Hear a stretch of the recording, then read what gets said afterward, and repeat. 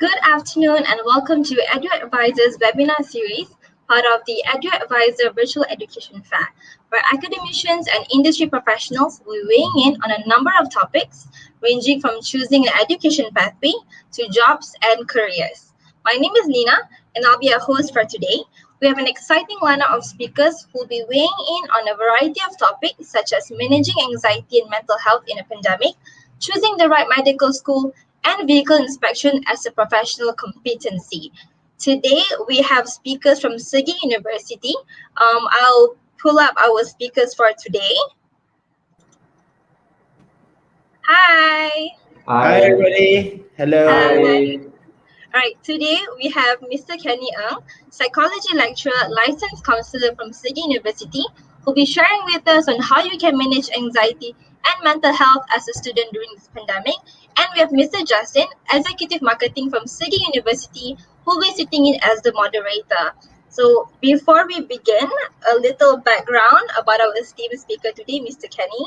He is a licensed counselor and also a psychology lecturer at SEGi University.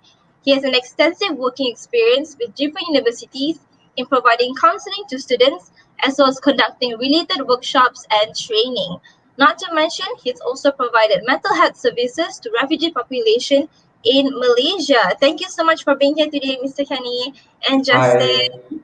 Hi, yes. All right. So, how are you doing today? We are all in quarantine. Doing good. Yeah. Doing good. Yeah, all right. Well. All right. So, if we are ready to start, Mr. Kenny and Justin, if you're ready to start, we can just go ahead. Yeah, sure. All right. So I'll let you both take it away. Justin, you can start first. All right. Okay. So, hi, everyone. How's everyone doing? I'm sure everyone is doing fine during this pandemic season.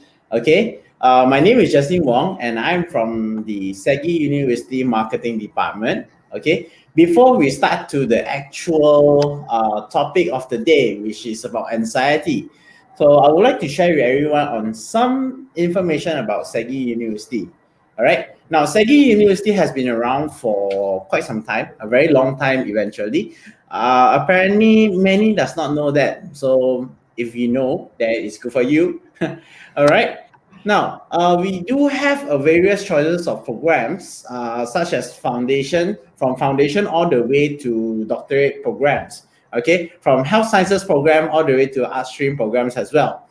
Now, just to share with everybody, due to this current COVID-19 pandemic, SEGi University are ready to extend help to students who are interested in our programs. All right. Now, first of all, we have the SEGi University. We do offer a foundation grant to everyone. All right, with the condition of continuing your degree program with us. So if you're looking forward to study any bachelor program, all right, and you don't have a foundation, we are in the right platform for you to start. All right, so you can enjoy your free foundation studies. Okay, and then it's the perfect stepping stone to your bachelor program, your ideal bachelor program that you're looking for. All right. Okay, we do offer scholarships as well. We offer scholarships up to 100%, and does not matter if you have a SPM, O levels, A levels, SCPM foundation, or whatever you call it. Okay. Now we do have scholarships. So bring on your current qualification to come and see us or to EduAdvisor. All right. So we will eventually be able to help you out. All right. Okay, now paying a big amount of fees could be hard during this pandemic, especially during the pay cuts and a lot of people losing their jobs and all. So our fees can be paid by monthly installment. All right, so you don't have to pay a big lump sum of amount at the end of every semester. So it can be a monthly installment thing. All right, like how you pay for car loans and things like that. All right. Anyhow, terms and condition applies. Now, let me just show you a quick glimpse of how our campus is like. All right, Miss Nina, would you be able to help me to put up our video for the audience? Thank you.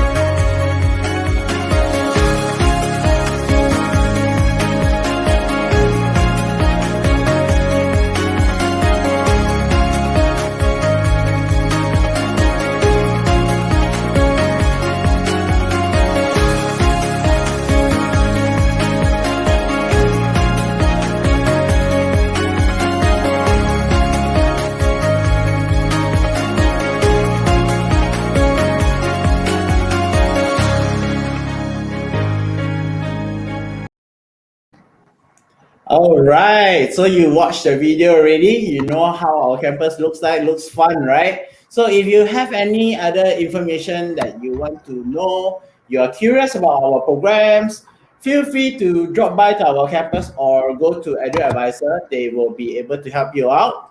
Okay. Now, that's all from myself. Now, without further ado, let's go to the main topic of the day.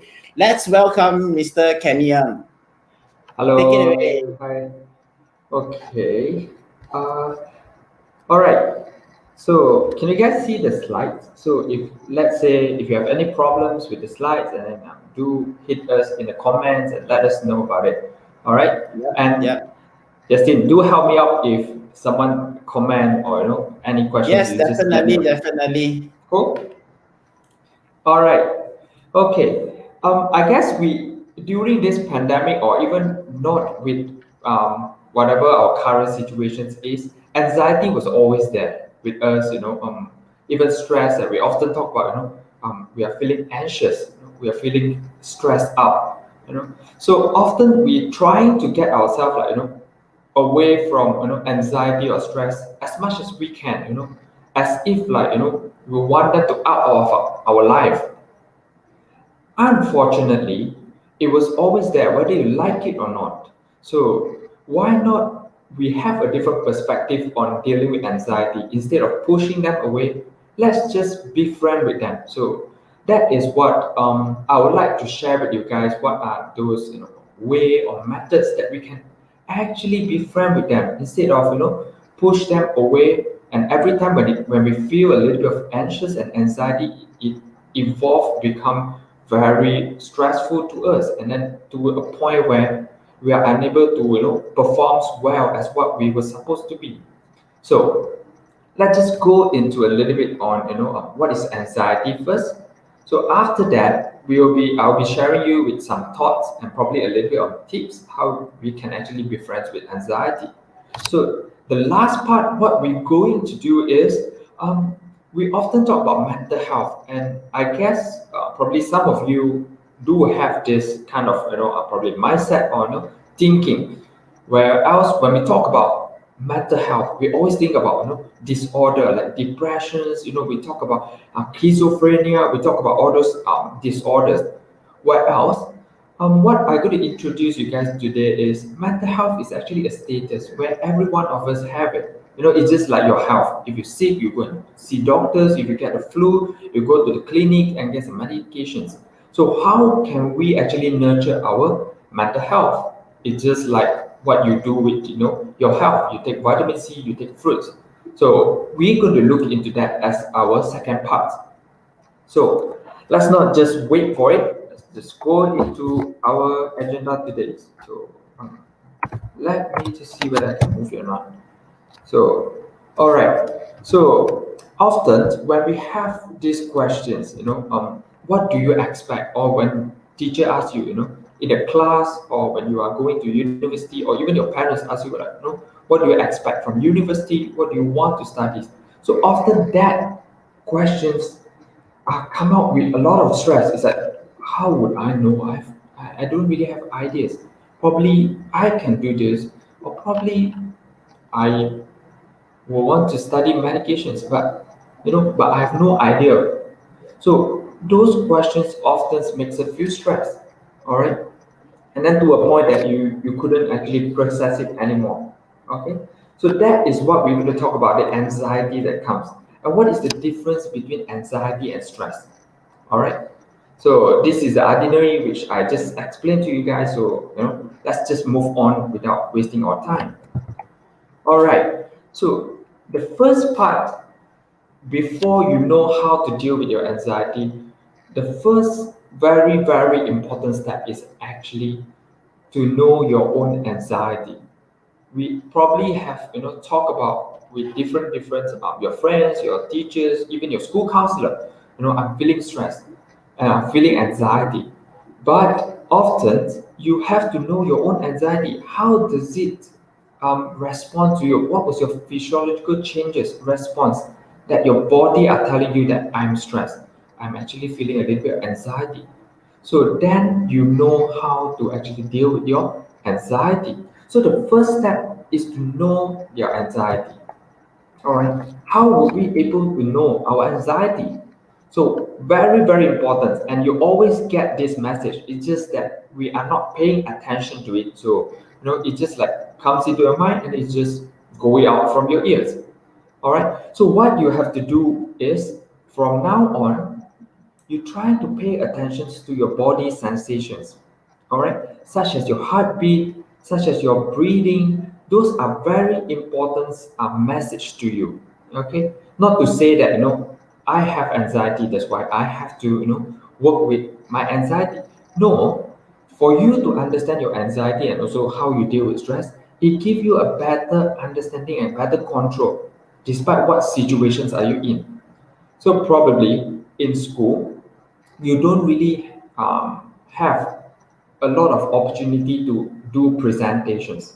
Whereas when it comes to university in future, or when you're working, often you have to stand in front of the class, to present certain things or present your work, present your assignment and etc.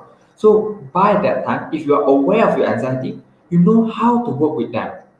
That lets you have a better control on your flow of your assignments. It makes you look very confident.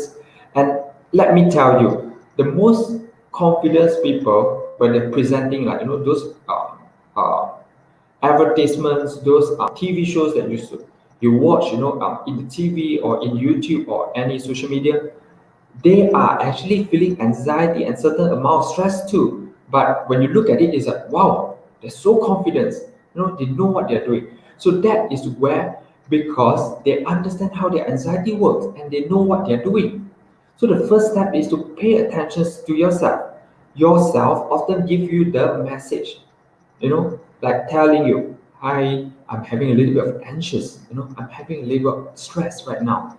So pay attention to your body responses, such as some of you probably will have, hand sweating, breathing become more faster, your heart pumping much more faster, you feel your heartbeat getting faster and faster. So those are the signals that telling you that you are feeling a little bit of anxiety and stress.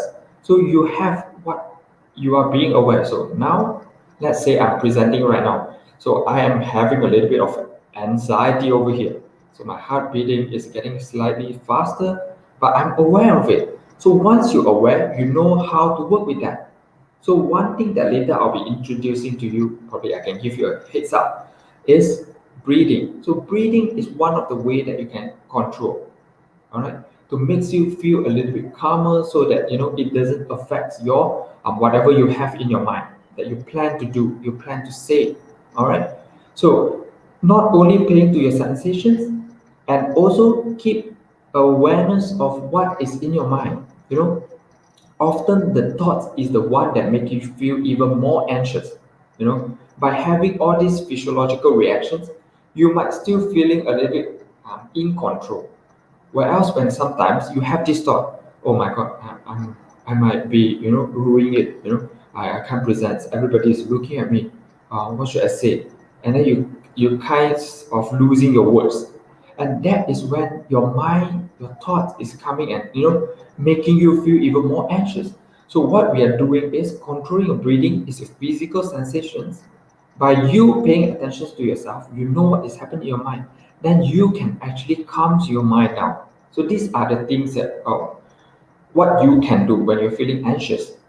So right now, the first step is to pay attention to yourself. Know that what is happening to yourself and how does your anxiety communicate with you. So this is the important part. All right. So this is often happens to all of us, when we are feeling stressed and then we are stressed about the stress. And then because we are stressing ourselves and we become even more stressed. It's just like a cycle, like the pictures that you see in the slides. You're running the circles and circles. That's how stress often happens. And then every time you go back to the same point, the stress getting bigger and bigger and bigger, and then to a point where you loosen your words, you stop functioning. So that is what we are trying to stop ourselves, not to run in a circle. All right. So now, by paying attention, you will sort of get to know how your anxiety communicates to you. All right. So this is the difference between anxiety and stress. All right. Stress is actually a normal reactions, and anxiety happens in the same way too. Okay. So when you look at it, when our body reacting, that from a trigger. So the trigger can be presentations, can be people watching me right now. It also can be a very tough questions that given by anyone, like parents, your friends, or even the teacher. Then you start to feel stress. So that's what we call stress. So often it's not extend to anxiety yet, but we are feeling stress. But because we are feeling stress, we're starting to have these anxiety feelings. All right. So it's very, very normal for you guys to feel stressed. So don't worry about it, or don't get anxious about you yourself feeling stressed. So have this mindset in your mind. Yeah, stress is normal. Everyone has stress. So let's not lose the control, and let's see what we can deal with that. So we are actually stopping us from feeling even more anxiety, okay, or feeling more anxious in that sense. All right. So stress often happens in a short terms. So, like for example, the example that I used just now. Let's just use that. When we are presentations, when we are having a presentation, so you kind of feeling the stress right now. Your heart starting to pump in much more faster. Your blood flow are getting faster and faster. That is your body reactions to the trigger, which is presentations. So after you have done your presentations, and then you feel much more calmer, it's like, oh, much more better right now. So you can see that stress is actually short terms. All right, it often trigger, or it often happens when we feeling a situation is a threat, okay, or we kind of worry. So that is often what trigger our stress. And stress help us to be more focused and respond faster. So in that sense, stress is not always a bad thing. All right, stress to a certain point it keeps you focused, but if the stress are not being um, aware of or handled, then it gets bigger and bigger, and then it's starting to evolve into anxious and anxiety. Then you're starting to lose your focus. That is what we don't want it to happen. Where else, when you have certain stress, you work pretty much focused and you know what you're doing. All right. So to certain amount of stress in our life, or when we are dealing with certain things, is a good thing. All right. So having this mindset in your mind that stress is not always a bad thing. All right. It's just that we don't want the stress to be too big until a point where we are losing our focus. All right. Let's move to anxiety. So when we look at anxiety, anxiety is also a normal reaction, and that is what I want you guys to bring it back. Stress, anxiety is not a bad thing. Or it was not a thing that as if like it's a monster that shouldn't happen. But take it as something that it will happen in life, so you don't stress it out at the very very beginning. Okay, so anxiety is where the reactions toward stress. So stress is the one that our body reactions to the trigger. All right. So anxiety is where it comes from the stress. Okay. So if you're worried about your stress, or you're starting to feel anxious about your stress, oh my God, I'm breathing faster, I'm lacking of oxygen. This is anxiety. All right. Whereas my heart palpitations, my breathing getting faster, that is stress. So when you're worried about your body reactions, then you starting to have this anxiety. Okay. And often anxiety hangs a little bit longer as compared to stress. All right. Because as your body, like for example, the presentations after you have done, you actually feel your body actually going back to normal. Where else you still feeling a little bit anxious. So probably after your presentation, you sit down, you still have to take some deep breaths and oh my God, I'm still having I'm still feeling a little bit agitated, kind of I want to move. So that is anxiety. So it often takes a little bit longer to actually get you back to your normal state. All right. So anxiety is actually an internal alarm systems which help you to be alert and be more aware. This is when our ancestors, survive throughout the tough situations when they're living in the jungle, living in a cave, because any moment they can actually get animals, or any threats that comes to them. So that is what helping them to survive, and we carry with that genetics. All right. So anxiety, it helps us to be more alert. It keeps us able to focus.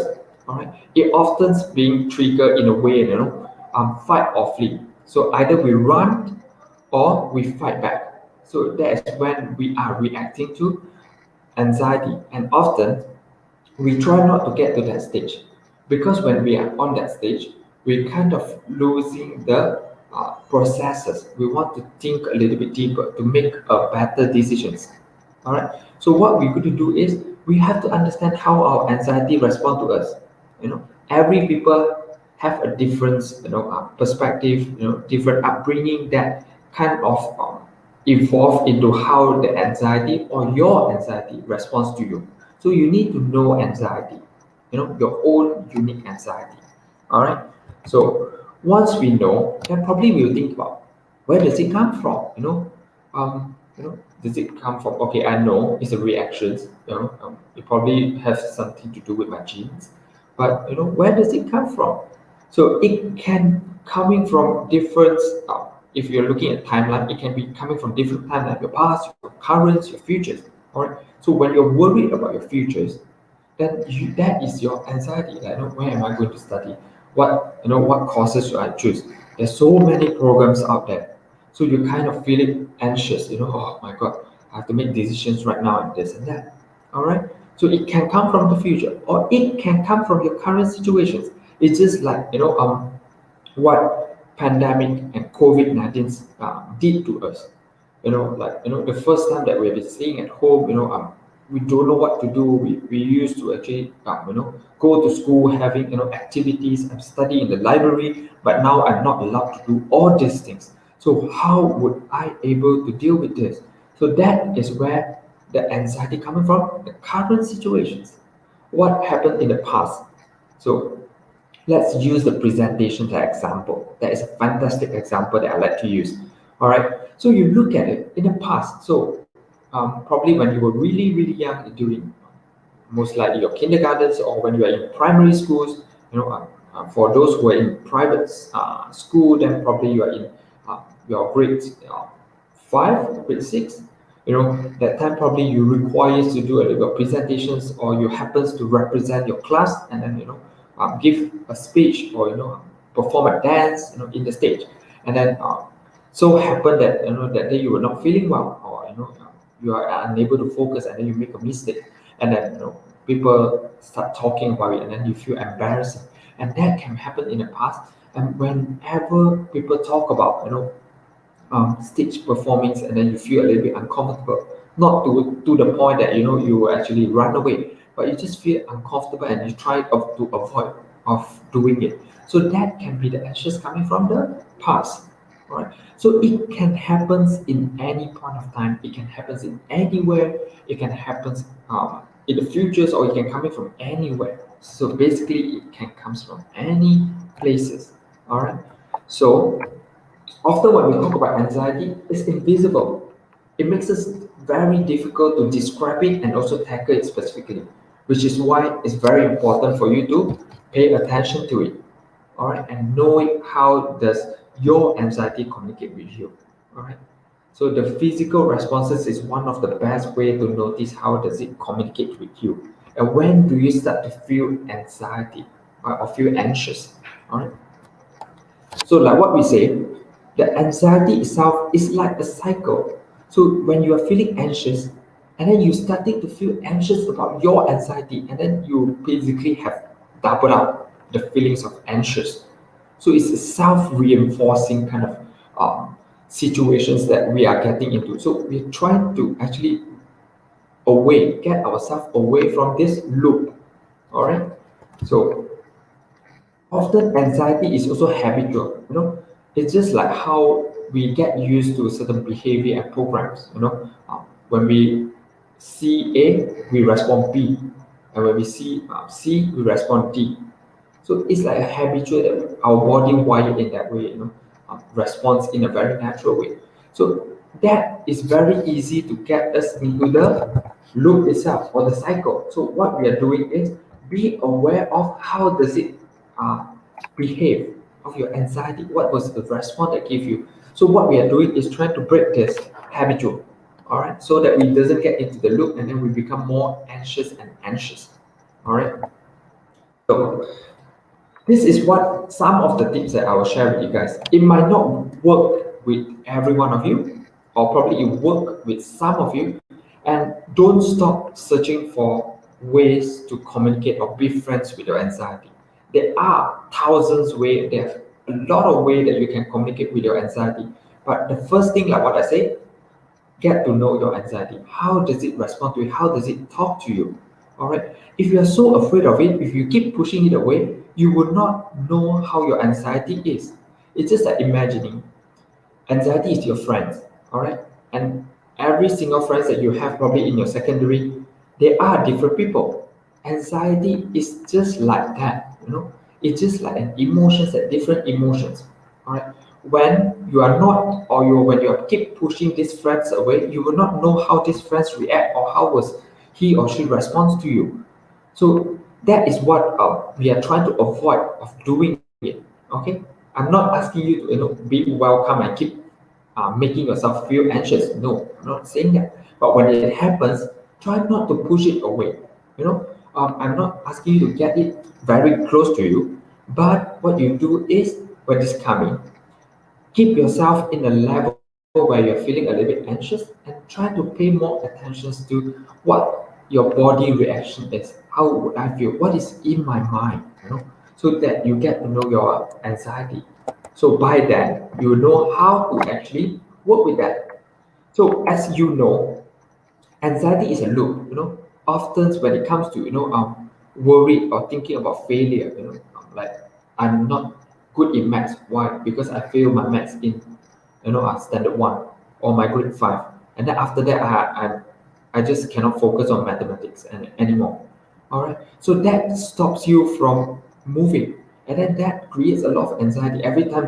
When you have a mathematics class, you start to feel anxious because you're having this thought, habitual, remember. So you will keep thinking about, I cannot do it, I failed before, I will actually losing my track, I don't know what to do. So every time when I have mathematics class, I feel really, really anxious.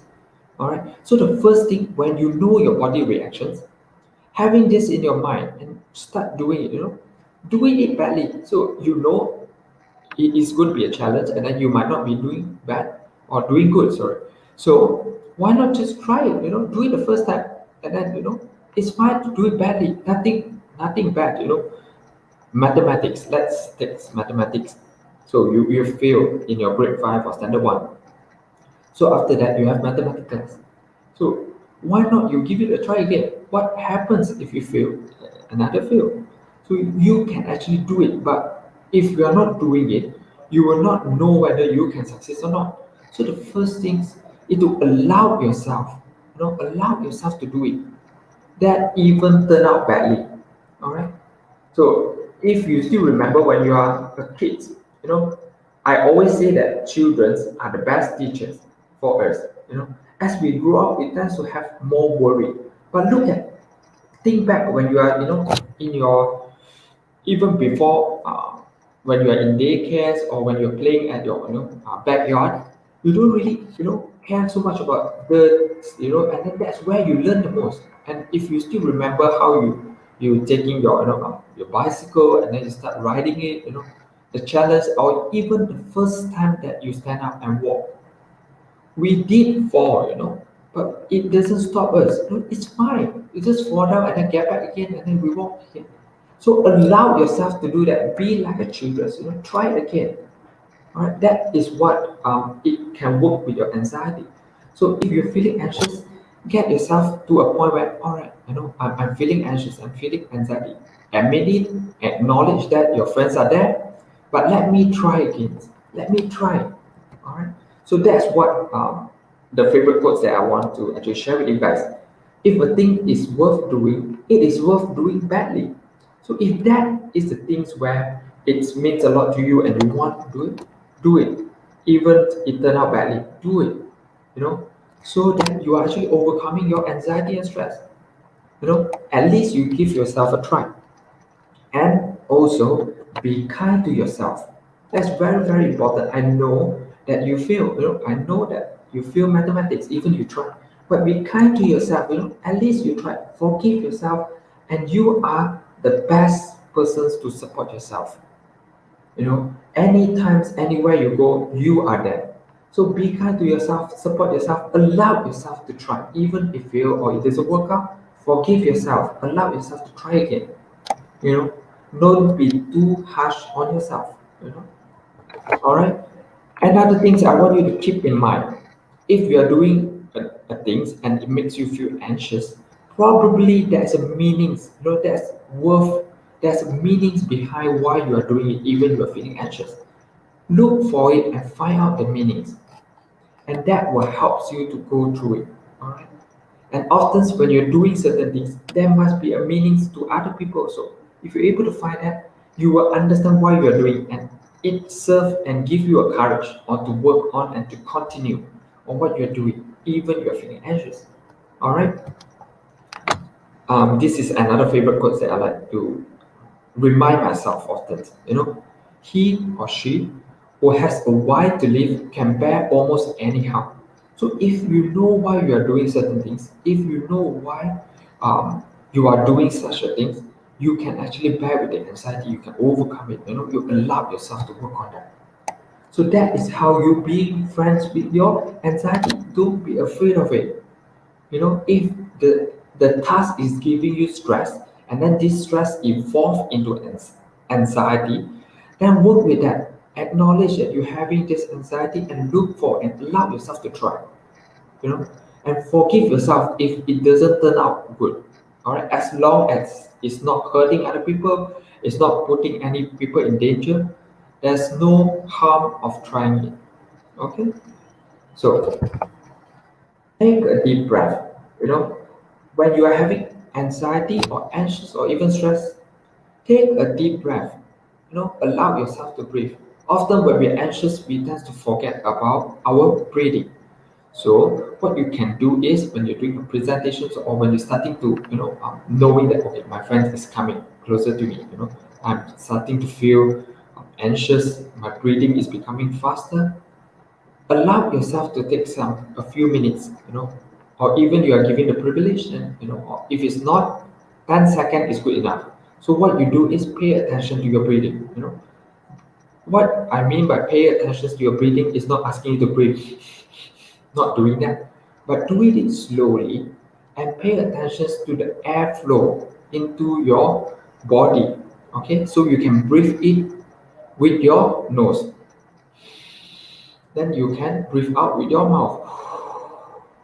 So pay attention to the air that flow into your nose and then exhale through your mouth.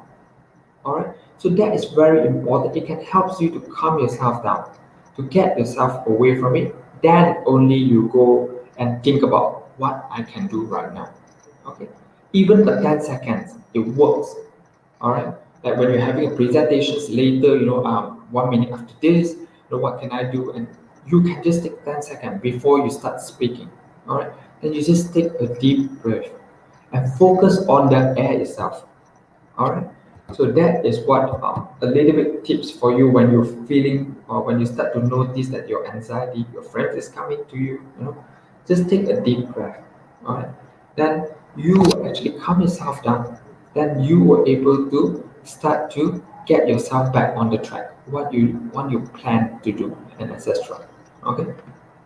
So when you're at home, when you're studying or you are as students, probably it's the first time that you are at home. I used to go to school, I used to go to the library and do my homework and etc. But right now I'm stuck at home. So what you can do, a small little tips. What you can do is create a corner. All right. Look for a corner and then start to set up as like a mini corner for yourself for workplace. All right. If you are study, then it can be a study corner. All right. So you get yourself mentally and physically to know that when I'm going to the corner, I have to pay attention. I need to work on my stuff. all right, my homework and etc. that given by the teacher, or I have to listen to the teacher. The same thing when you go to university. If let's say we still unable, or we still having blended study, and then you kind of worry to get back to university, and then you prefer to have online classes, set up a corner, use the time that you have at home, set up a small corner. It doesn't have to be a fancy, big, and etc. Just look for a corner, try to set up, and then you can put your laptop there, put maybe a water tumbler that you could drink, or etc. Set up that corner so that your body and your mentality know that when you go to that corner, I'm going to study. All right, so that's a small little tips that you can actually bring it back and start studying up. The same thing actually work for adults. So if your parents, it's actually the first time that we are doing this. So set up a corner is very important. It helps you to actually kind of allow your body and also your mind to know that where are you? Am I home, or am I in a working mode? All right. So that's what you can do if you are at home. All right. So this is like what we are saying. By knowing your anxiety, then you make the anxiety become visible. All right. So if you already know what is your anxiety, then that's where you can do. Get yourself out of the loop. Do something different. So when you're feeling anxious, you often walk very fast. So what you can do is very simple. Do something very different. Meanings to say it can be walking even slower. Alright, or if I stop walking first, I take a few deep breaths. So do something different, then you have a chance of getting yourself out of the loop. Alright, so that is where we talk about habitual. You often have this mindset, when I'm thinking about mathematics, and then I start to think about I fail, in standard one or my grade five, I feel my mathematics are not going to do it good. So that is where it's automatically in your brain. So this can be a little bit challenge, but what you can do is stop yourself. Like when you start to have this thought, and you are aware of your friends right now, okay, he's going to tell me this again. So what you're going to do is give yourself, say, stop. All right, let me just stop, from what you are saying, talking to your mind, talking to your friend. So, yep. All right, maybe this time is not that way. So why not we think a different, or think a little bit different? Maybe I might not do that good in mathematics, but I might not be failing. So that can be a little bit of switch. So that helps us to get the traditional or the fixed habitual to start changing. All right, this take a little bit of effort, and allow yourself to take time, to actually get that happen. All right, it won't happen in the night. All right, it's not like we taking medications, like after we take, and then we feel a little bit better in that sense. But when it comes to mental health, it takes a little bit longer.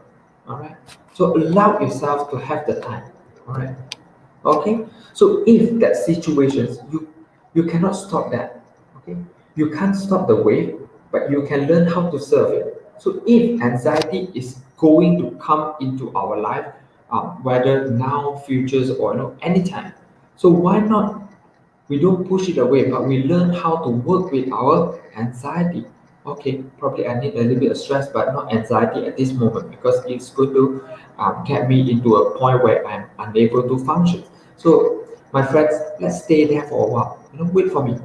So that's where I'm trying to share with you guys. Don't push it away, but learn it and know how it moves, so you can actually serve along with it. All right. Okay. So this is the second part. All right. So when it comes to this second part, I'm going to just share a little bit, and because like what we say, mental health and also how our body react to ourselves are very very different. So the first thing is also to know yourself. All right. So what I want to share with you guys is mental health is not always related to something like disorders, major depressions, ADHD and etc. So not always about disorder. So mental health is a very normal things which everyone have. It's just like concerning about your health. All right, so it's a state of well-being that everyone have it. It helps us to cope with stress. It helps us to be more productivity. It helps us to deal with the environment that we are in. All right, so it's important for us to take care of our health. All right, but now, how do we actually nurture our health or our mental health during the pandemic, especially? All right, so keep yourself connected. You know, we are all humans. We are habitual animals. We like to communicate. So, despite your friends, your family members, and anybody, okay, talking can keeps your health or your mental health in a good stage. All right, especially in COVID-19. You used to go to school, talking to your friends, probably have your sports exercise, going to the library and studies, and doing your homework together with your friends, and then you go back home, you play with your siblings and etc. And where else when it comes to COVID 19 and we are in lockdowns, we are losing the connections with people. So we have to learn a different way of connecting with people. All right. Of course, you can say nowadays we have gadget. I can call. I can do a virtual. Meet up with my friends. Yes, you can use that, but not abusing it. Not to a point where you rely on it and you start losing the physical communications with your family members, where you have a people standing in front of you, a human, an actual human, that can create a more healthy or nurtures, to your mind, because you're communicating, you're staying connected with people. All right. So that's the first thing that keeps your mental health status well. Second thing is move. Probably in the pandemics or in the COVID, we are not allowed to move. Going out. You are losing your sports. Some people who are very active in exercise. They couldn't go to gym. They can't go to swims. They can't go to jogging and hiking. So in at home you still can do a little bit on exercise.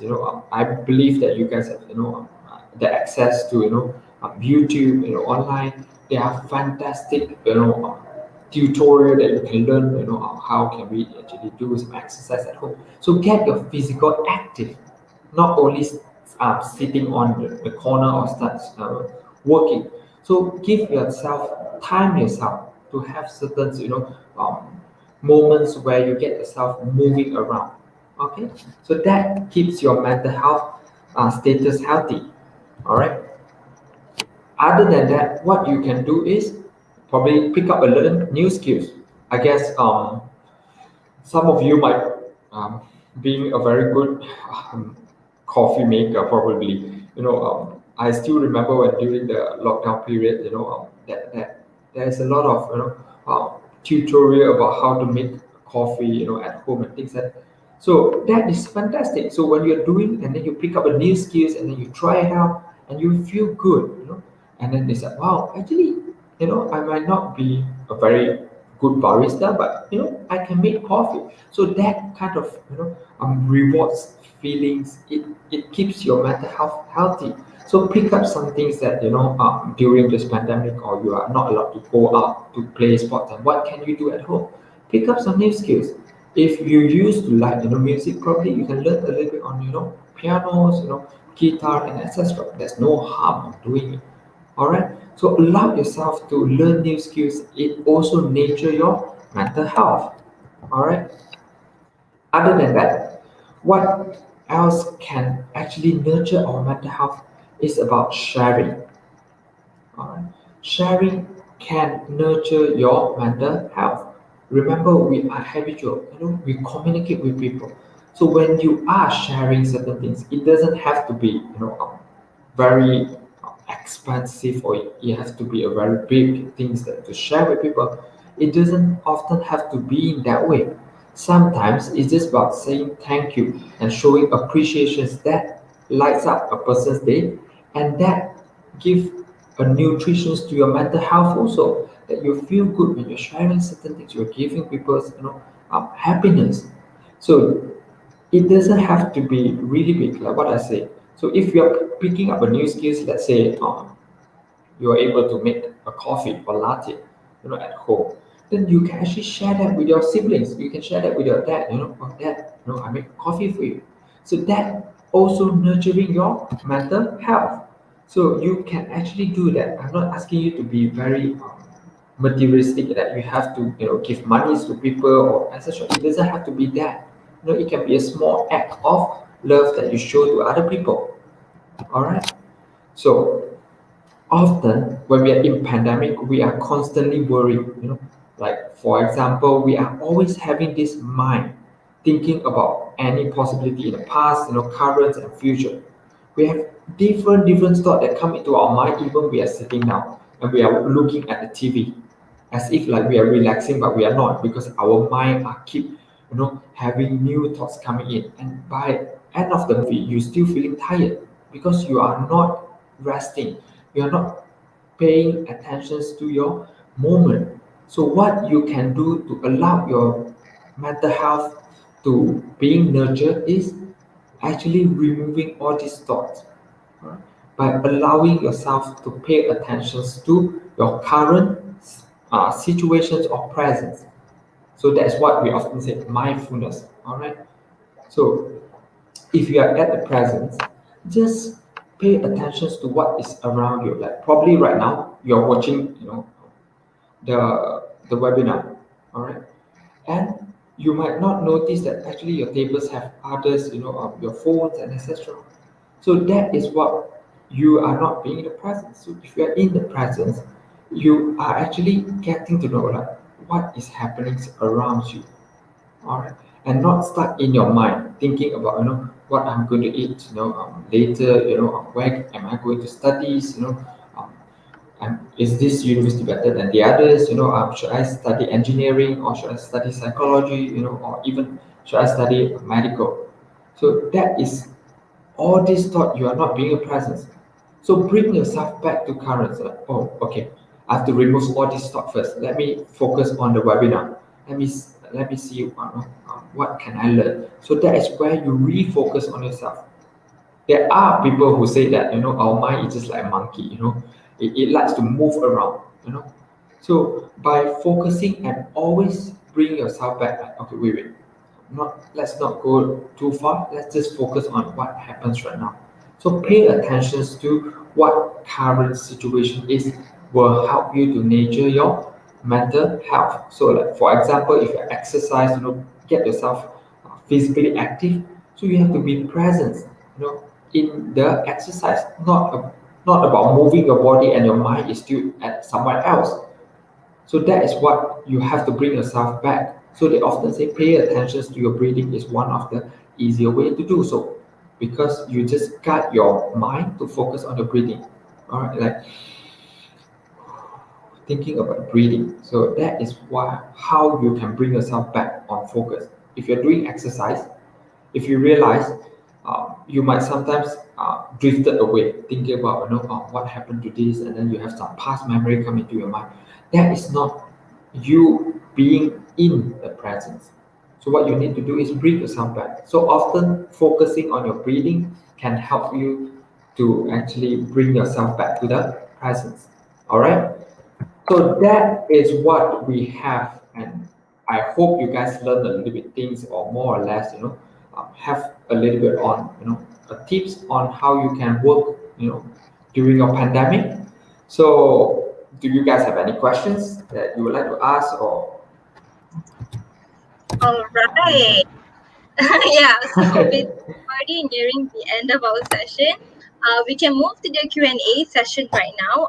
If you look to your right hand side, we do have some questions.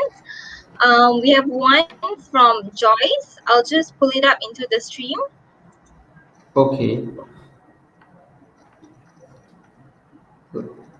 If someone is struggling with PTSD, how can we help them, or how can them help themselves coping with when a little thoughts about their trigger cause them to snap out?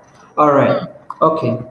So when we talk about PTSD, I'm assuming that is being clinically diagnosed, as having a disorder. So often people with PTSD, they will have their therapies, to work on. And so during the sessions, I believe that the therapy will help them, to identify, being more details in terms of how would, the thoughts can be triggers and what are the symptoms that can bring them into, uh, the trauma. So often we talk about post-trauma. So PTSD is actually post-trauma. So they often being triggers, happens in their life that pull them back to that memories.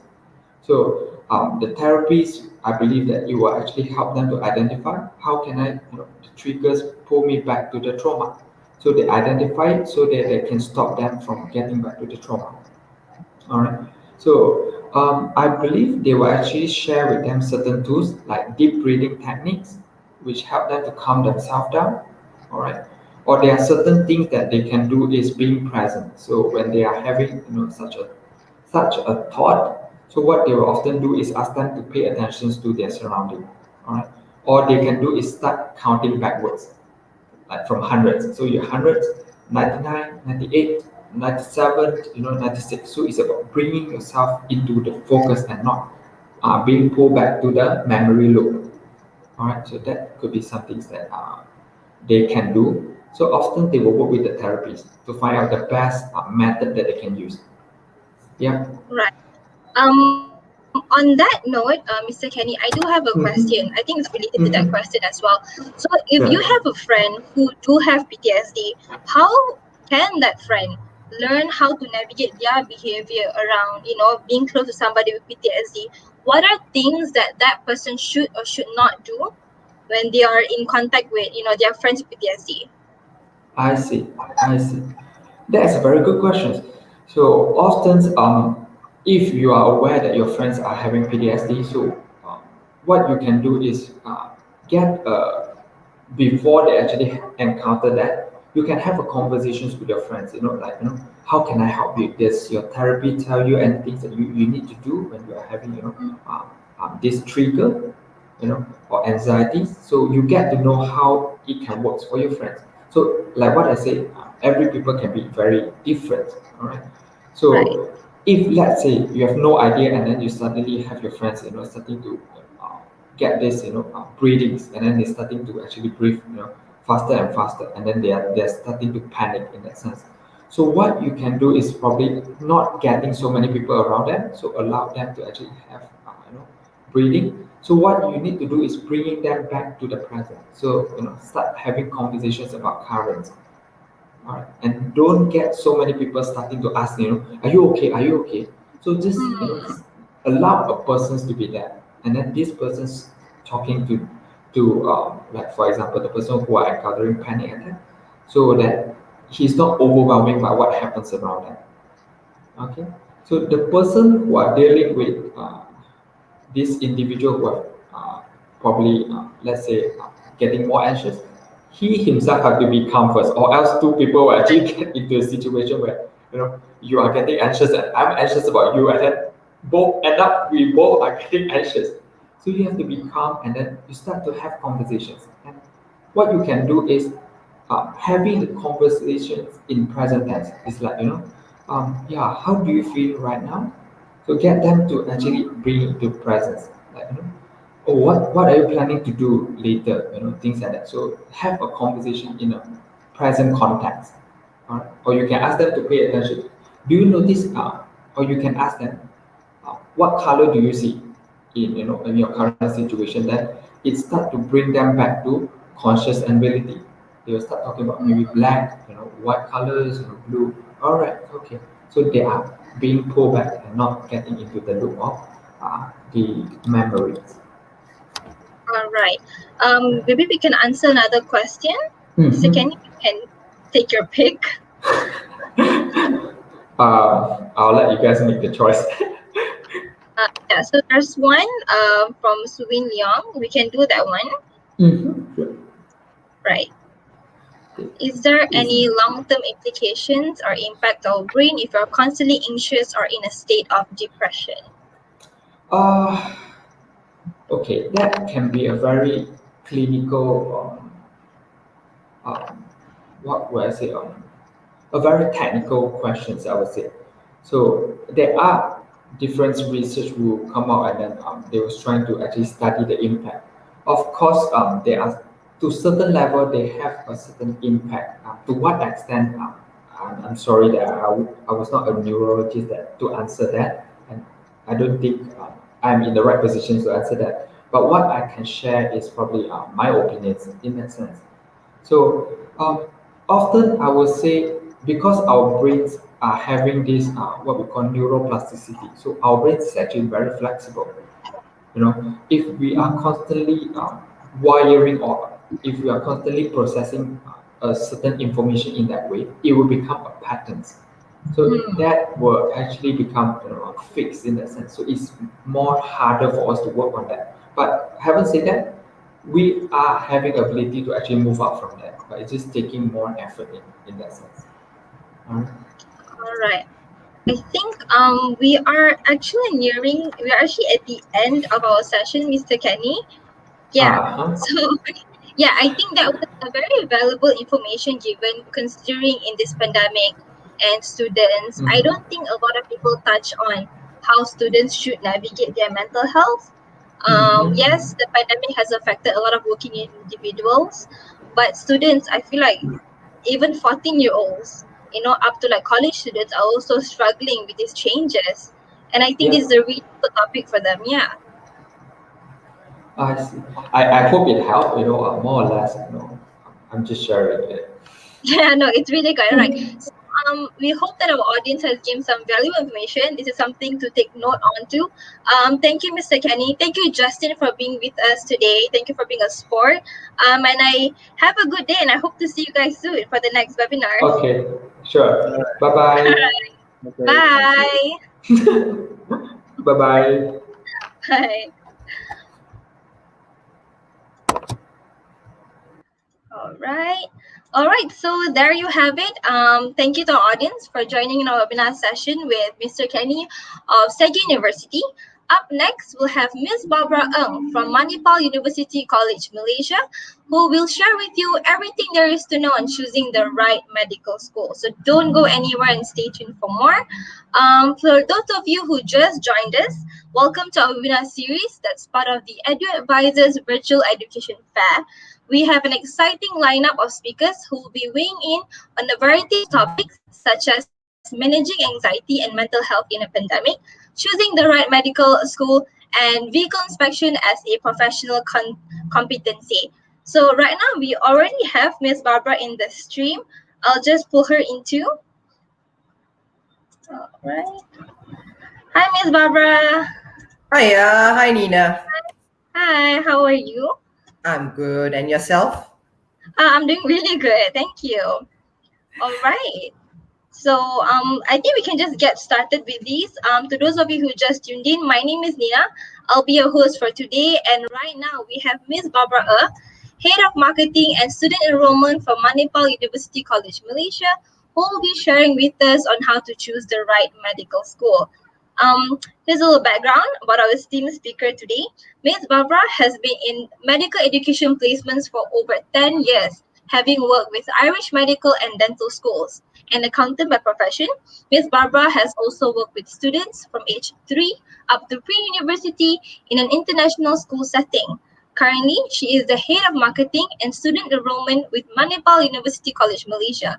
Ms. Barbara believes that there's an ideal vocation for each young person and that with the right guidance and nurturing, future generations can set the world ablaze when they fulfill their career ambitions. Thank you, Ms. Barbara, for joining us today.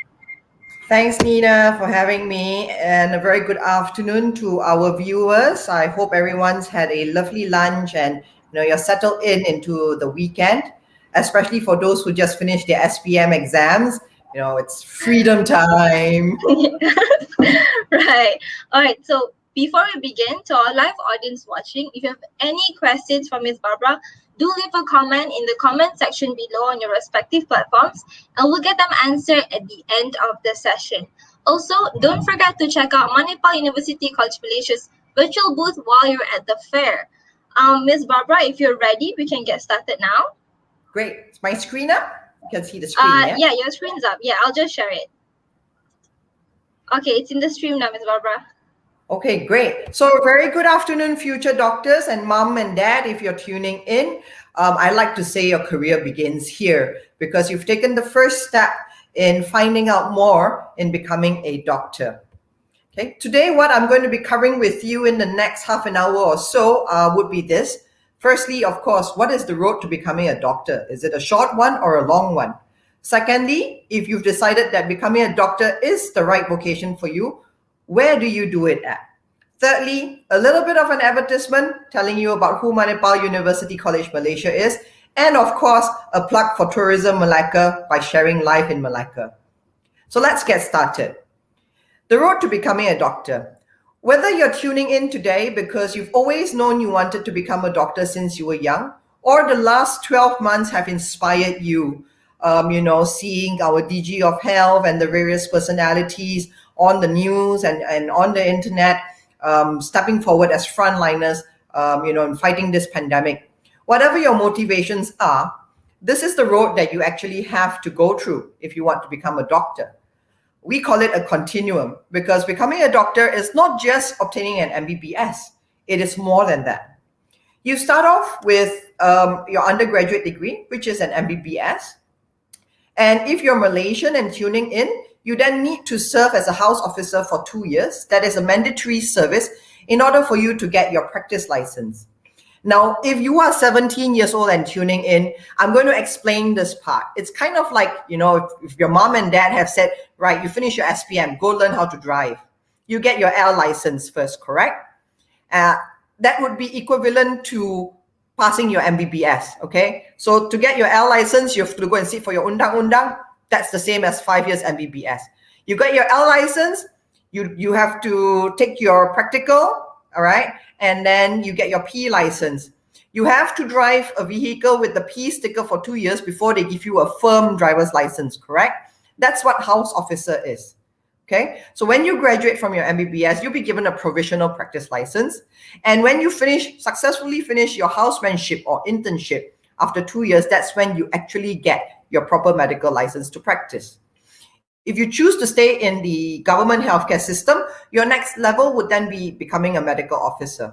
Some people, after 2 years, they perform very well as a medical officer. They get picked to go on a specialist training program with one of our public universities here in Malaysia. Or they get picked to do it abroad. The choice is up to you.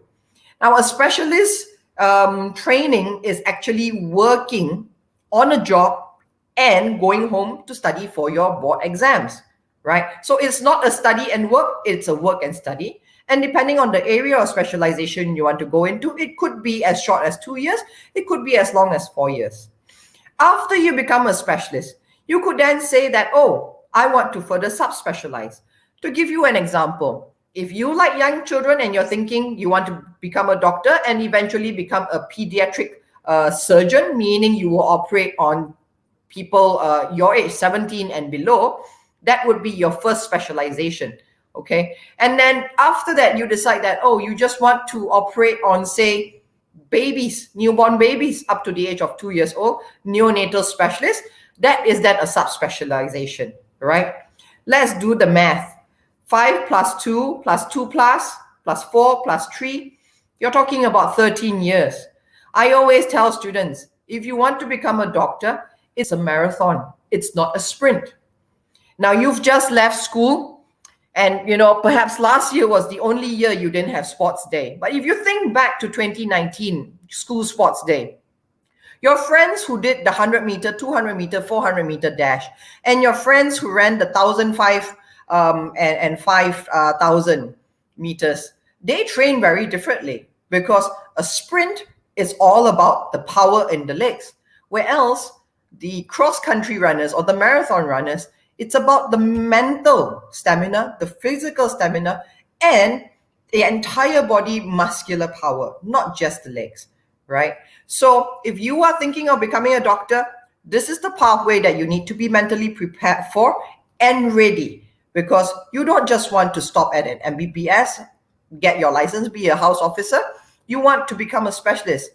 Right now, there are many medical graduates, but not enough specialists. And that's why we always encourage students who come to Manipal University College, Malaysia, to have that specialization in sight. Okay. Now, you know, if you look at this, it's a continuum.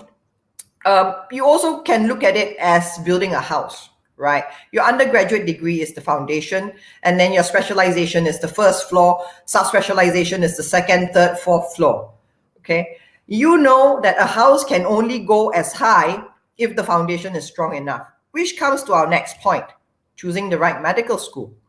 Medical school is where you build your foundation. It's where you learn your basic knowledge. It's where you get exposed to your clinical training. So choosing the right medical school is important for you in order for you to fulfill this continuum. What do you look for? I've put down about 8 points here, and I'll go through in detail for you. But really, the first starting point is, are you going to do your MBBS locally in Malaysia or abroad? Secondly, what's your family affordability? Because, medical schools don't come free, nor do they come cheap. Third thing that you need to look at is the curriculum of the medical schools that you're looking at. And that leads to the accreditation. Is the medical school that you're choosing a recognized one?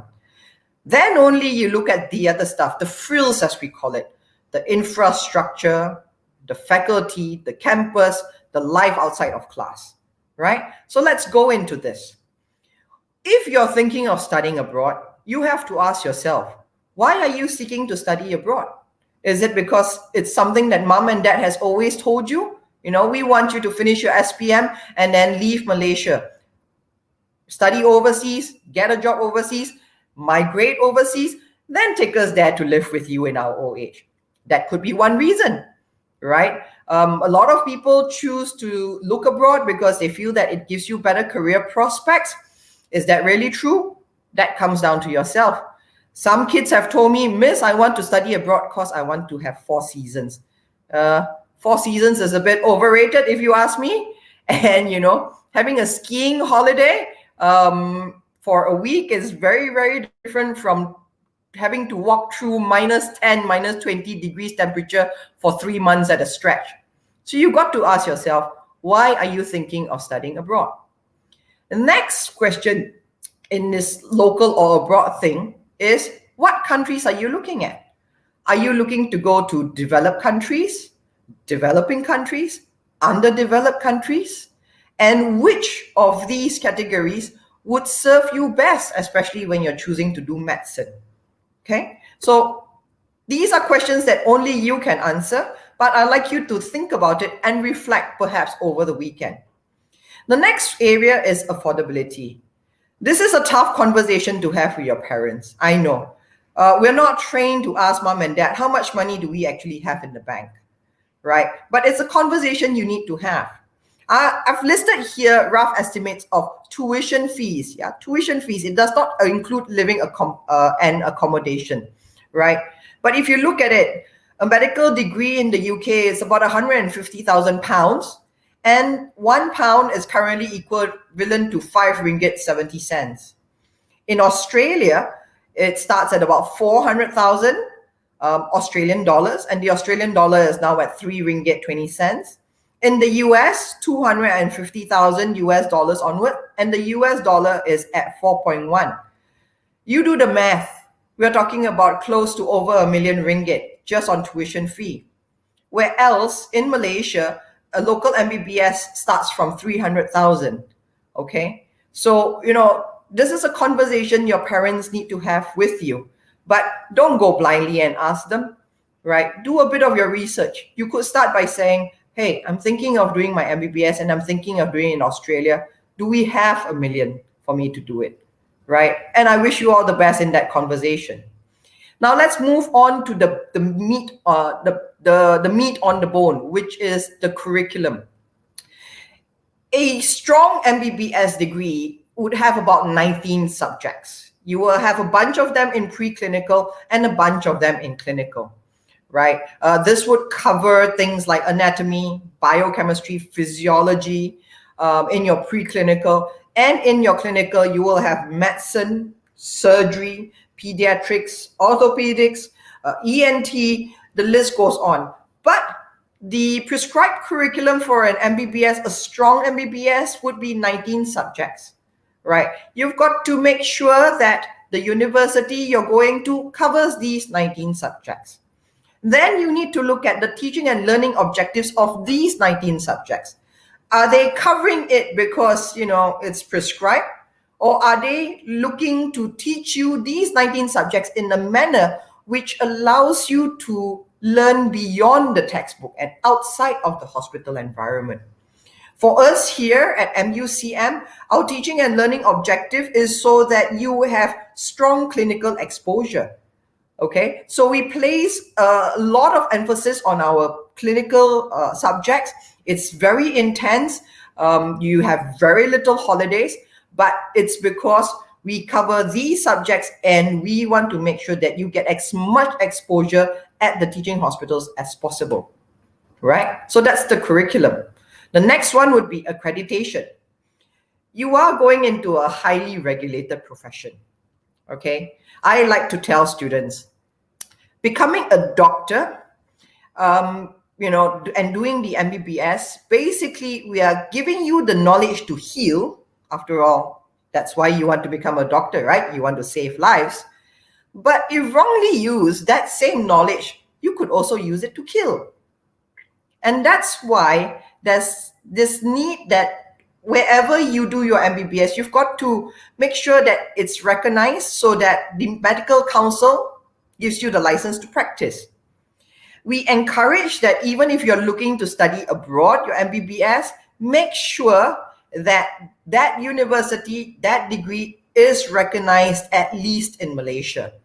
The reason for this is because, remember the P license part, you need to do internship, okay? And we always say, if you cannot get a job, say in the UK, you cannot get an internship position in the UK, in Australia, in Canada, in America, you can at least come back to your home country of Malaysia and get into the housemanship system. So if you're looking to study abroad, you've got to make sure that your degree is recognized by the Malaysian Medical Council at the very least, so that is your fallback position. Yeah. So these are the first four. The next four would be the infrastructure and the teaching facilities. Are they adequate? Are there sufficient classrooms? You don't want to be going to an institution where if the class before you is running late, you have to wait outside because there's not enough rooms for students to go into and for another lecture to carry on. You want to make sure that they've got the necessary laboratories where you can practice.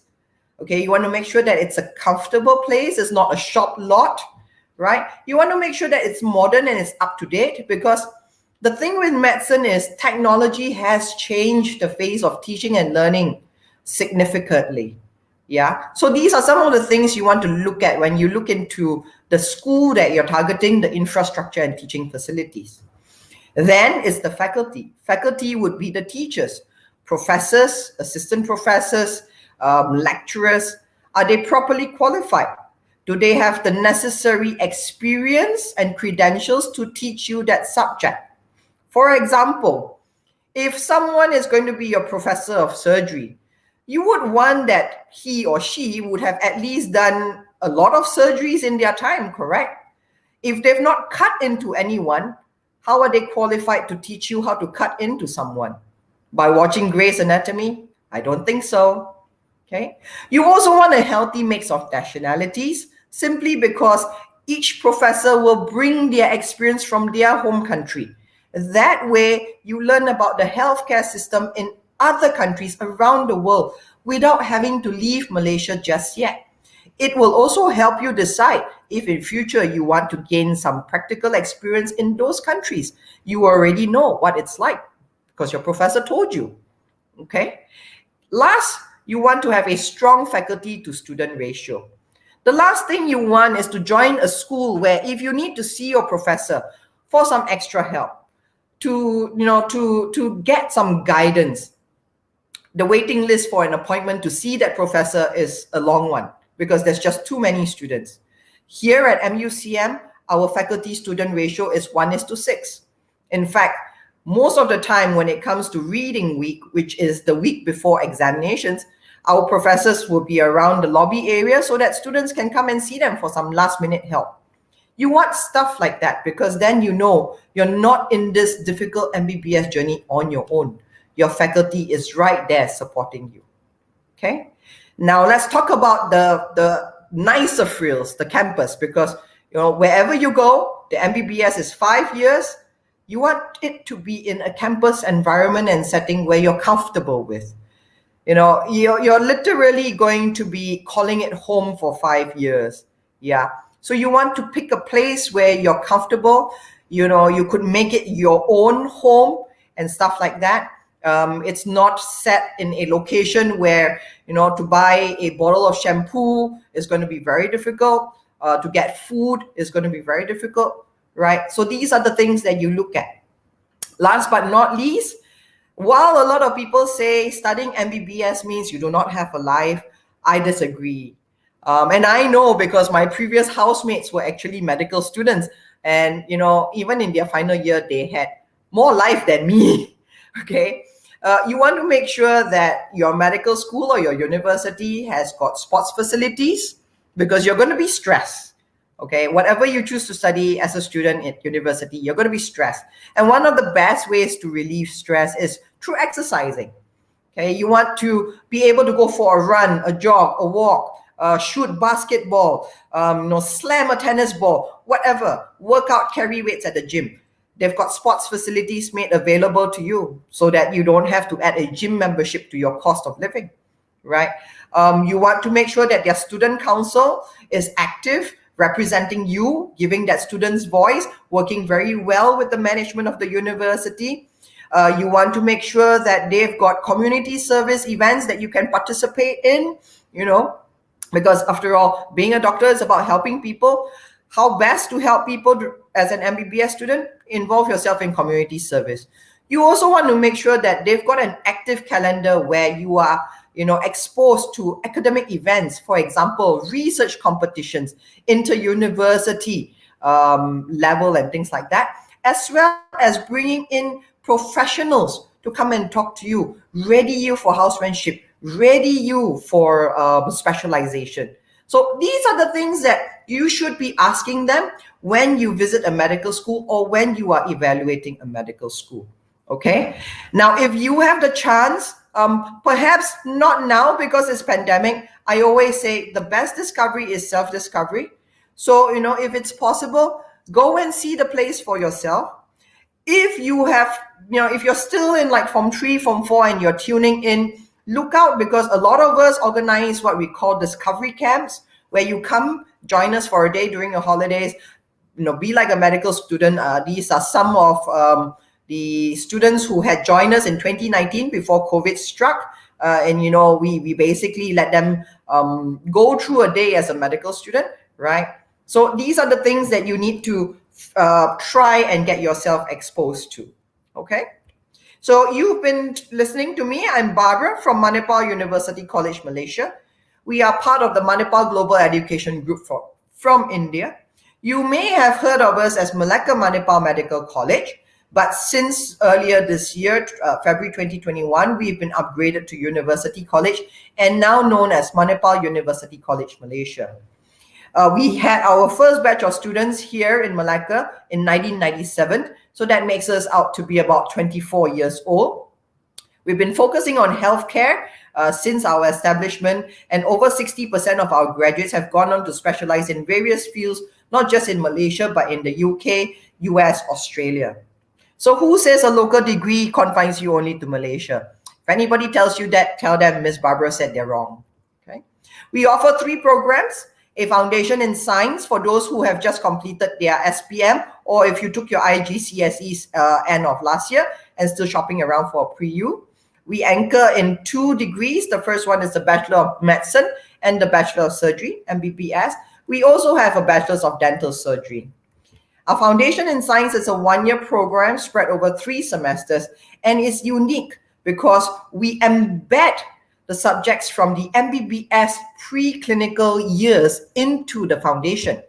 If you look at semester 2, basic human anatomy, semester 3, basic human physiology, organic chemistry, basic pharmacology, these are actually the subjects which are heavy in year 1, year 2 of an MBBS.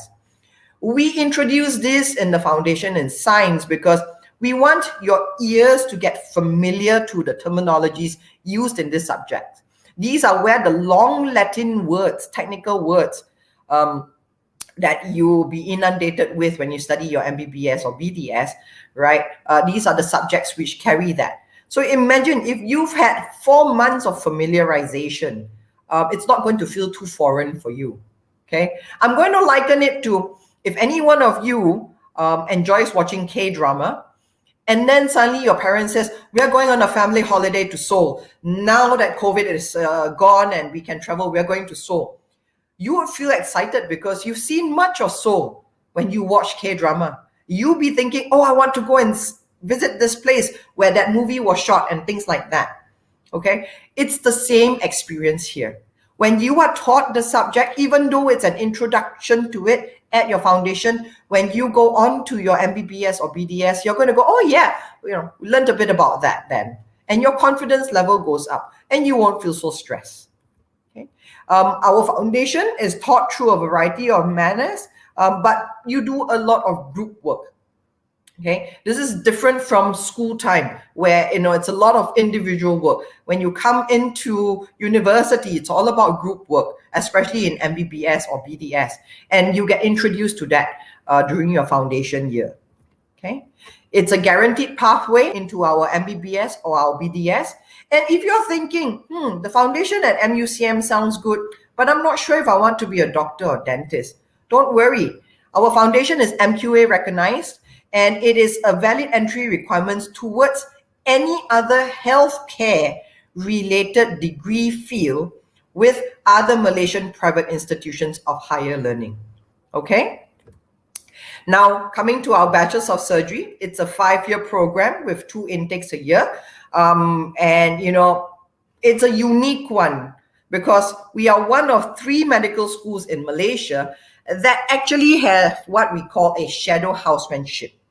A shadow housemanship happens in semester 10 because by the end of semester 9, all our students have finished their MBBS exams. So in semester 10, they do the 6 core rotations like a houseman does in the hospitals, and they tag a house officer, okay, from 8 to evening. Sometimes they go on night calls as well. And it's an opportunity where you get to work on real patients and procedures. This is good because housemanship is your first job, right? And your first job, your first day, you're going to be nervous. But if you've already seen for yourself over 1 semester what a house officer needs to do, chances are that's going to ease you into it. You're going to be a bit more confident, and you're going to shine. That's the important thing. Yeah, because remember, it's a job. You want your boss to like you. You want to look good in front of your boss, right? And because you've undergone this shadow housemanship, chances are you're going to be able to do all that. Okay? Our degree has allowed our students to appear for national licensing exams internationally, the USMLE, which is for US residency program, PLAB for UK internship, Australian Medical Council exam for Australian licensing.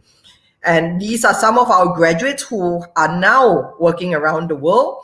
Dr. Tengku Izulia is with Sloan Kettering Hospital, Memorial Hospital in New York. Dr. Sumita, who is in Japan. Of course, Dr. Kelvin fell in love, met a girl, so he stayed on in Malaysia. Dr. Harish, who is a cardiothoracic surgeon at National University Hospital, Singapore, and also with the NUS Medical School. Yeah. So you see, studying local is not going to set you back, right? Pick a good school that gives you the right foundation, have the right motivation yourself, be inspired by your seniors, and you can go distance, just like these alumni members here.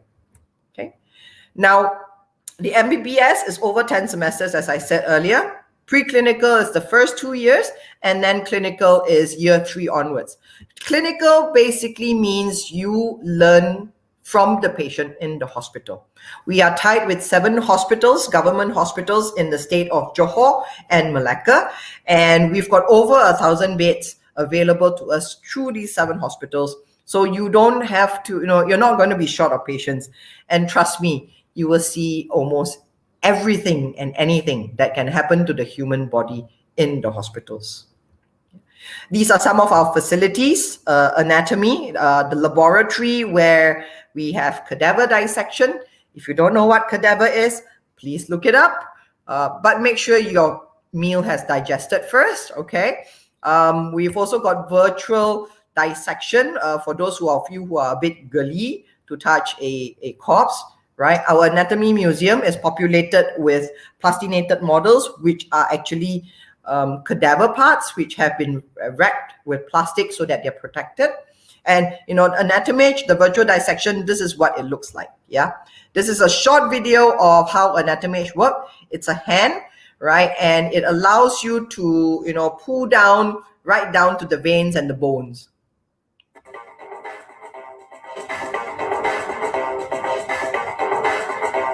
You can rotate it. You can remove a bone out, rotate that bone on its own, right? So this is how we complement the actual physical cadaver dissection with virtual one, right? We have a multidisciplinary lab, physiology, which is the study of cells. It's done in a technology based, and this is because the world is changing so quickly. A year ago, we were just hearing about COVID, and now we're living with COVID. By using a technology lab for physiology, it enables us to get specimens to our students much faster, okay? Of course, we've got computer labs, we've got a variety of classrooms, and because our campus is set in a green lung in Malacca and built as a resort style, as you can see from the middle picture, some of your classrooms really look as if you are by the beach. We've got a clinical skills learning center. This is for when you go to the hospitals in year 3 onwards, right? As a student, you're not really allowed to carry out procedures on patients, but you observe. And then you come back to campus and you go to the clinical skills learning lab, and that's where you practice on the dummies. On the left is our robotic man, Stan. Stan is actually a robot that would react however the professor wants it to. You have to resuscitate Stan. He will come in as a patient, and your team and you have to resuscitate him. The first time, Stan will always die on you because the monitors are beeping, he's bleeding out and stuff like that. You get frazzled, you get nervous. But eventually your head gets together. And then, by the third time you meet Stan, normally he will live. Yeah. So as I said earlier, the study of medicine is not cheap, which is why at Manipal University, College Malaysia, we have scholarships and bursaries. The big one, of course, is our College Scholar, which gives you a 50% tuition fee off. And then the next one is academic scholarship, which is 50,000. If you are from a family that has been through financial hardship, you are on the Bantuan Sara Hidup, you can try for our hardship bursary, okay, which gives you 100,000 off. Our degrees are also approved for PTPTN loans. That there are financial assistance available through that means. Yeah. So we are set in Malacca. If you've only been to Malacca for the cendol and the Nyonya food, you've been missing out, because we are sprawled over a nice green lung. As I said, we are built like a resort style with accommodation or hostels on campus. All our hostel rooms are single room with attached bathroom and aircon, and it's very, very affordable. Only 450 ringgit a month. Okay. And we've got a vibrant student council. There is always something happening every weekend and every day. There is a annual student staff sports competition. We've got 2 social events or balls, as you call them, one formal and one informal. We do a lot of charity work. We do a lot of visits to the various underprivileged homes in Malacca. So, if you play a sport and stuff like that, make sure you bring your sport equipment when you come and check in as a MUCM student. Okay. Oh, of course, our swimming pool and sauna. Yeah. Now, like I said, if you are a student who just completed your SPM and you're thinking of the foundation, we have an intake coming up, which is April. And because COVID has been very, very tough, not just with the restrictions and the SOPs, I'm sure families, parents, jobs may have been affected. So we have a Study the Foundation in Science for Free scheme happening for our foundation April intake. Do visit us at our booth to ask us more about this program, right? So remember, there are 8 things to look out for when you're choosing a medical school, but here's just to remind you of why MUCM should be one of those that you consider. We are one of Malaysia's most established and oldest private and medical dental college. We are located in the multicultural city of Malacca, only 90 minutes from KL, where the people welcome you as one of their own, very, very friendly aunties and uncles. We've got over 1,000 patient beds through our 7 teaching hospitals available for your clinical experience training. That makes sure that your foundation is solid, which allows you to clear your housemanship easily and be on the lookout by your bosses to go on the specialist training programs. And if you get there, our globally experienced faculty will help prepare you learn more about your specialization area that you've chosen or the destination of choice for your postgraduate studies. All our dreams can come true if you have the courage to pursue them, said Walt Disney. You've taken that first step by joining us for this webinar today. Continue on your journey. Feel free to reach out to us. My name is Barbara. That's my contact details. Or look us up on Facebook, Manipal UC Malaysia, or YouTube to learn more about what we can offer you. If you've got any questions, once again, in terms of whether you should become a doctor or not and where you should study, feel free to drop a question in the comment box below. Thank you. We'll now take some questions. Nina, back to you. All right. Okay, so we're now near at the end of the session. That was a very detailed explanation on the career pathway to even becoming a doctor.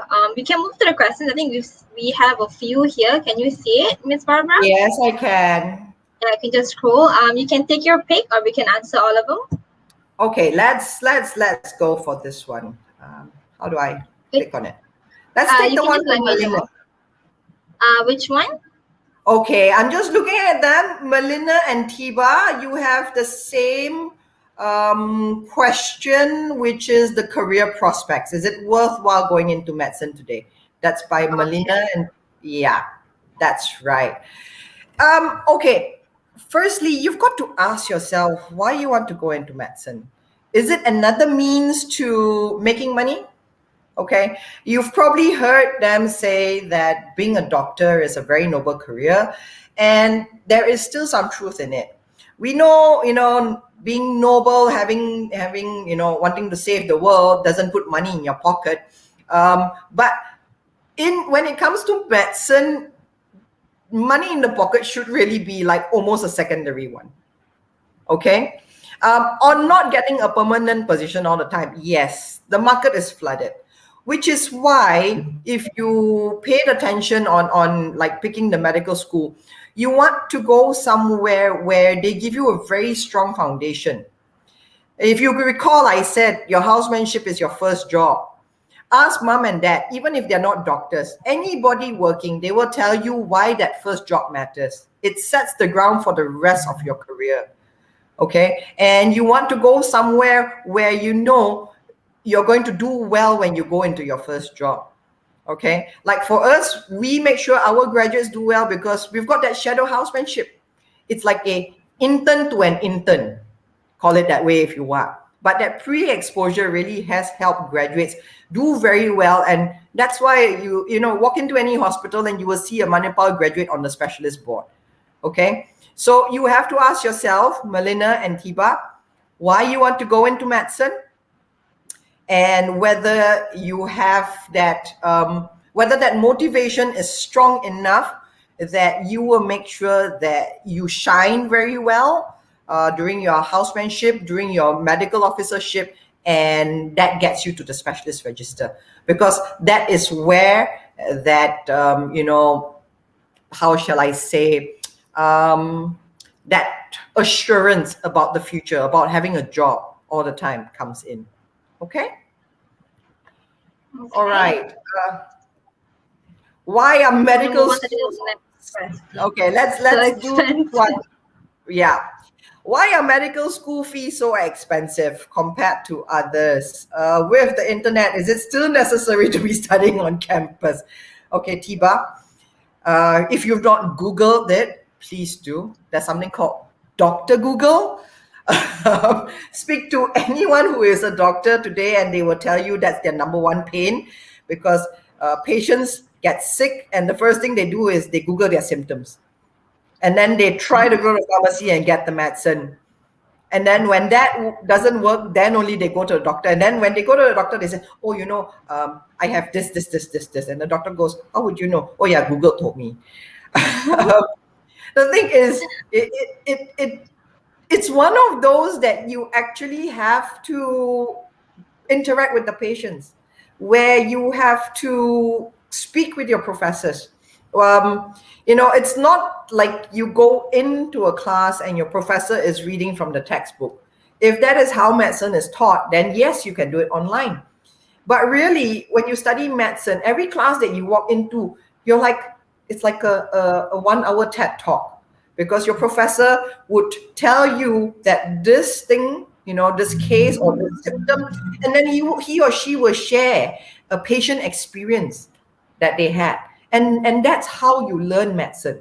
Yeah, it is a prerequisite for those who are listening in.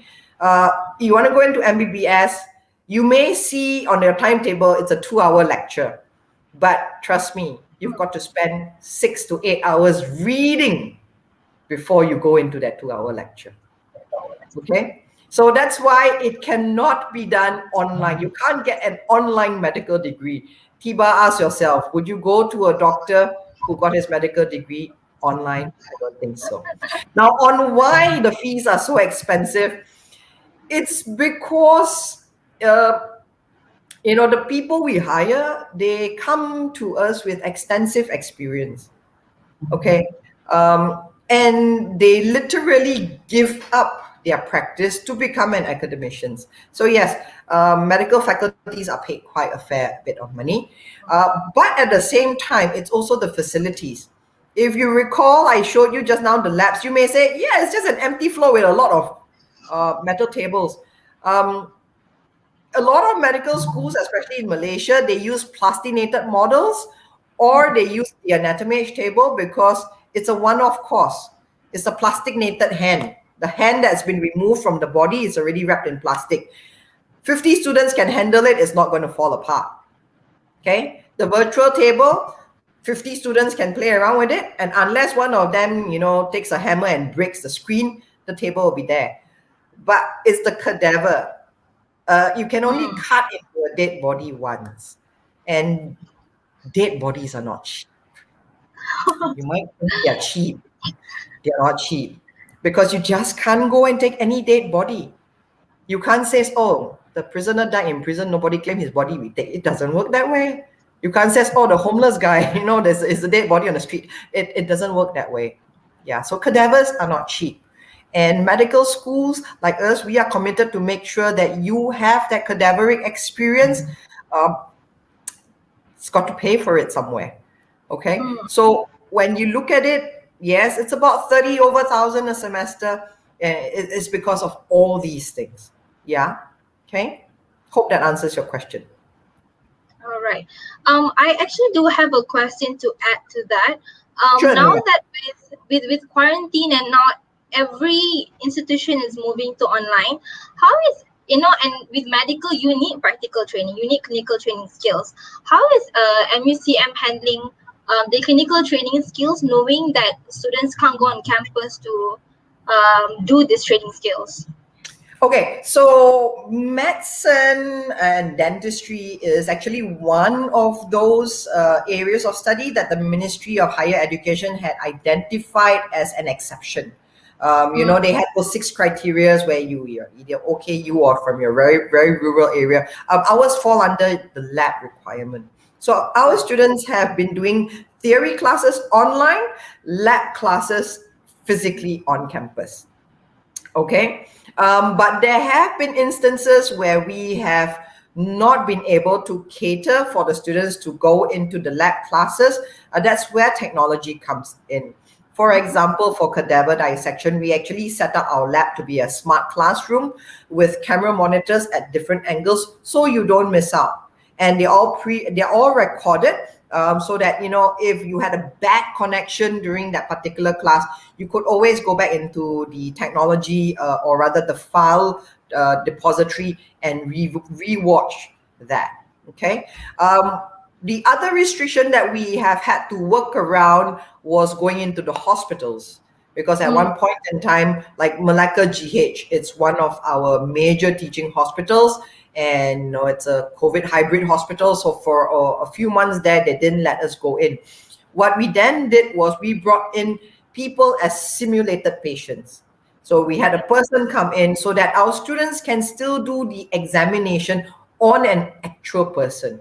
Okay, a person where if you poke them, they go, ow. Right? Right. So that's how we Okay. actually segmented it. All right. So you mentioned just now that for the cadaver, so students will get the simulation. So they don't exactly get to cut anyone; they just get to watch it. So we've got the cadavers, right? Students, the first year students don't get to cut. You can hold the cadaver's fingers and stuff like that, and that's because it's the first time, and like I said, you cut wrong and that's it. The whole body's gone. Yeah. But when it comes to second year, the good students would be asked to participate. So you want to be a good student. The professor is not going to call on a blur sotong who's been failing the classes to come and hold a scalpel and cut, because chances are it's going to go wrong. Okay, Right. You have to be a good student so that opportunity is availed to you. I If it see. doesn't, that's where the anatomy table comes in. You still do a dissection, but virtually. I see. Okay. We do have one question. This is rather very simple, but Ms. Barbara, if you could just answer this question. Now, having been in this line and talking to young people like you, well, how to choose? I always say this, and my dean agrees with me. You've got to have that love for the oral cavity to actually go into dentistry, because you are going to spend your work day, which is likely from 9 a.m. till 6 p.m., staring down someone's mouth. Nothing else, just that. You got to have that love for it. Gums, tongue, bone structure, teeth, they have to fascinate you. Okay? And to me, that's how you choose. If it doesn't fascinate you, don't go into dentistry, because it's all about here. My dean always says, medicine, you learn something about from the top of the head to the bottom of your feet. You learn something about everything that's in between. But dentistry, you learn everything from here to here. Yeah. So you have to love the bits that are here to here, excluding the brain, right? But like the skull structure and stuff like that. You've got to be fascinated with this top part. If you're fascinated with the middle, then don't go into dentistry. You're not going to see any of that. Right. Okay. Even in dentistry, there are syllabuses where I think I've read somewhere that you can actually know if a person has a certain condition or based on their teeth also, right? Like if a person has diabetes, Yes. is that true? That's right. Okay. You want to flash the question because I can't see you. Yeah. That's one. Okay. Now, it's not interchangeable.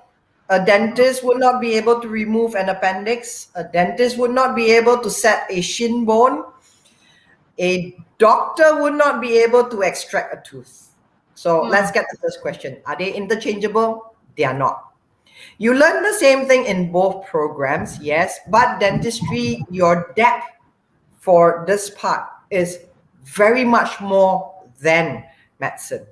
Okay, there are bits of the practice when you actually qualify. There are specialization areas or specializations where the two intersect. For example, oral maxillofacial surgery, which basically means you are a dental surgeon that focuses on the bone structure. So if someone got into a bad fight or a bad car accident and half their jaw is broken, a oral maxillofacial surgeon together with a plastic reconstructive surgeon who is an MBBS graduate then works together to restore the jaw.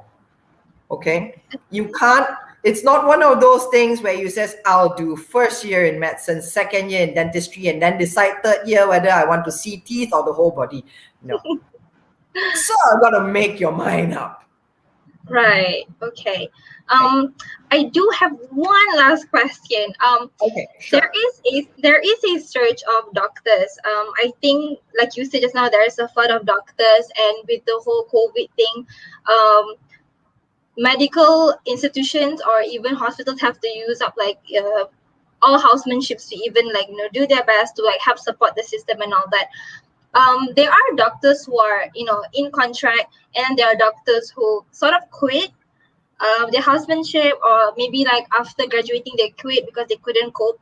Are there any suggestions for students with a medical degree who wants to pursue the field but doesn't want to be a doctor? Yeah. Now look, an MBBS is a passport.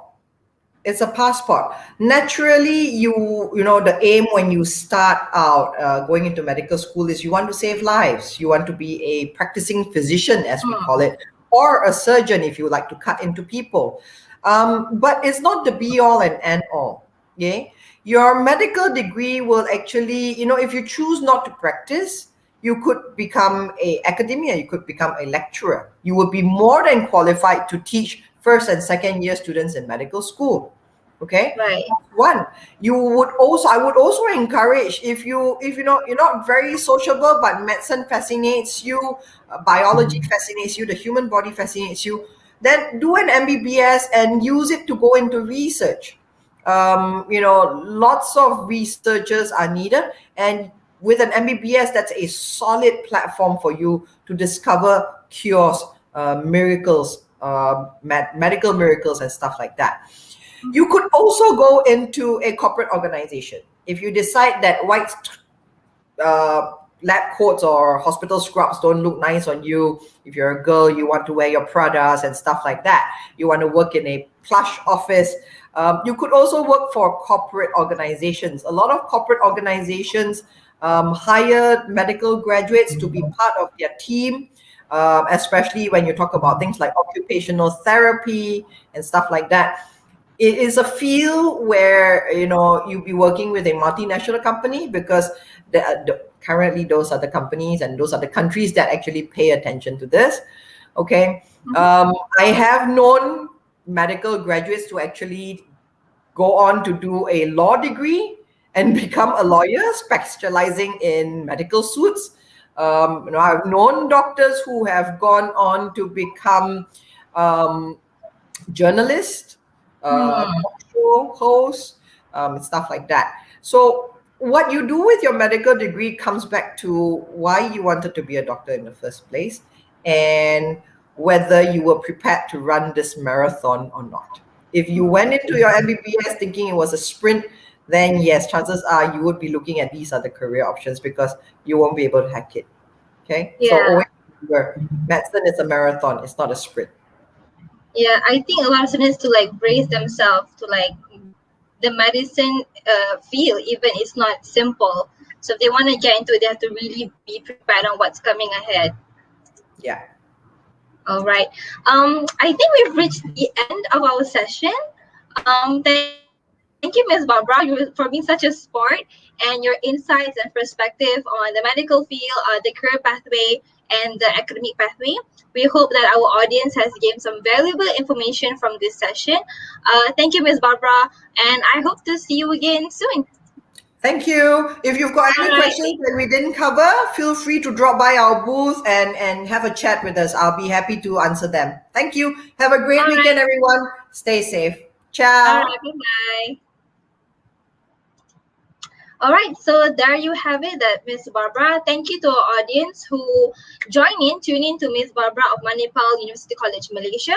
Up next, we'll have Mr. Nizam from Carsome Academy, who will share with you everything there is to know on vehicle inspection.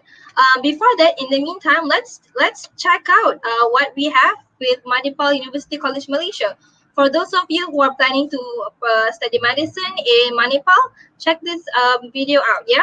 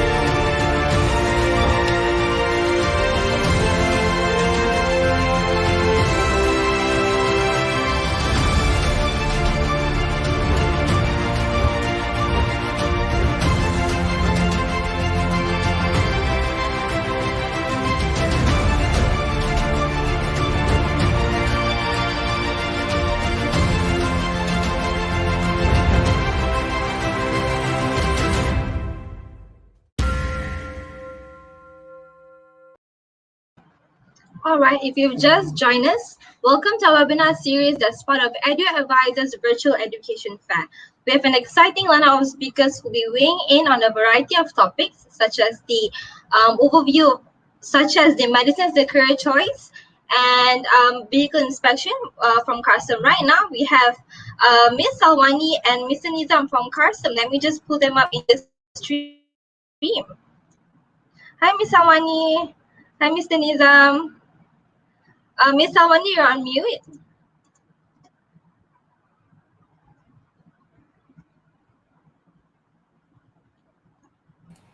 Yeah, hello, hi. Hello, hi. Hi. Yeah, hi. Hi. Thank you Hi, for all. joining us. Hi. Yes, All right, hi. so for those of you tuning in, my name is Nina, and I'll be your host for today. Right now, we have Miss Salwani, Principal of Carsome Academy, and Mr. Nizam, lecturer at Carsome Academy, who will be sharing with us a little introduction to Carsome Academy and vehicle inspection as a professional competency. So a little background about our speakers today. Ms. Salwani is a graduate engineer and registered under the Board of Engineers Malaysia, holding a degree in mechatronic engineering and a master in engineering management. She also has 12 years of experience in technical and vocational education and training under her belt. Previously a lecturer, Ms. Salwani received her teaching qualification in vocational education training from NMIT Melbourne and CS Malaysia. Now, Ms. Salwani is the principal of Carsome Academy. Moving forward with Mr. Nizam, our second speaker for today. With 19 years of experience in TVET education under his belt, Mr. Nizam's expertise lies in automotive and education. He received his teaching qualifications in Vocational Trainer Diploma in Automotive and Vocational Teaching Executive at CS Malaysia. Started his career as a penolong pegawai latihan vocational. Now, Mr. Nizam is a lecturer at Carsome Academy. Thank you so much, Ms. Awani and Mr. Nizam, for joining us today. Yeah, How are you okay, both? welcome. Yes, I'm good, Nina. I'm good. Okay. All right. Yeah. Mr. Nizam, how are you? Mr. Nizam, I think something is wrong with your, I couldn't hear, your microphone. Okay, tak apa.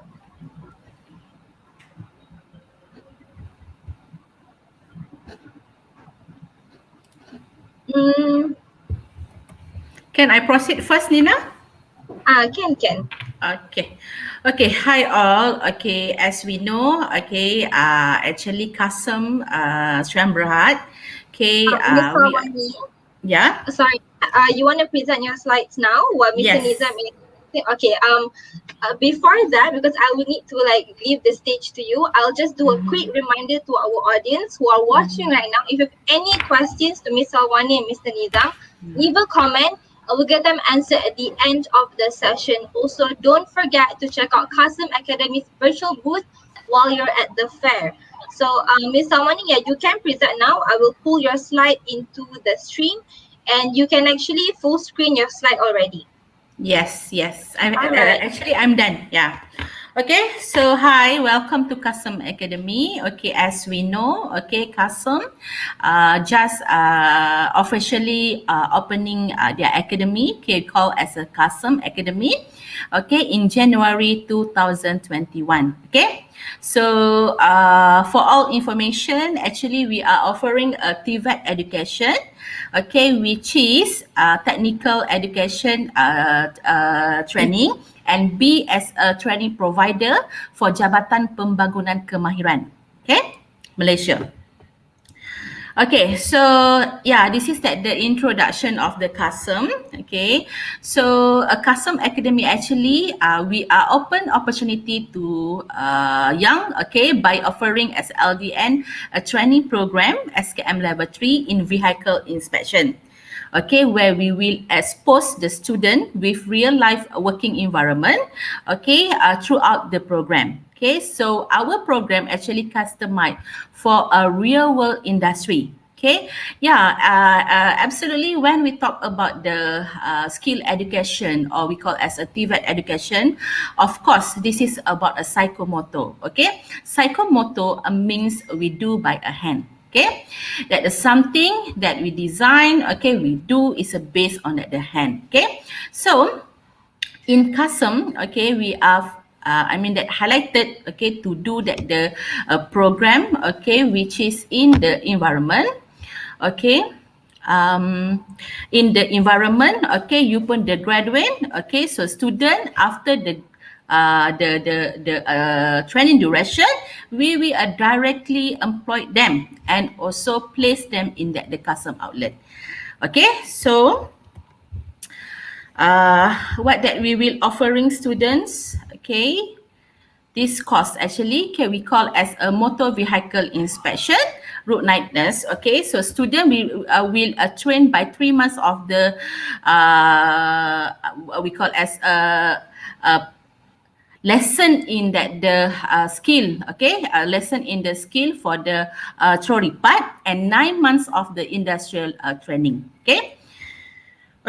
So training benefits actually, when you are joined for a Carsome Academy, we will prepare student for 3 months in academy, which is we will teach a student about the theoretical of the program, and also after complete 3 months of the program, we will send a student to our Carsome outlet to do the practical. Then after complete about 12 months of a training, okay, we place a student in the job placement, okay, as a qualified inspector. So in directly words, actually, okay, Carsome Academy will customize a program, okay, and train a students, okay, which is a trainer, and we will directly offer students, okay, the job placement with Carsome, okay, after completed about the 12 month. Okay, so we just not give a student the direct of what we call as knowledge and skill.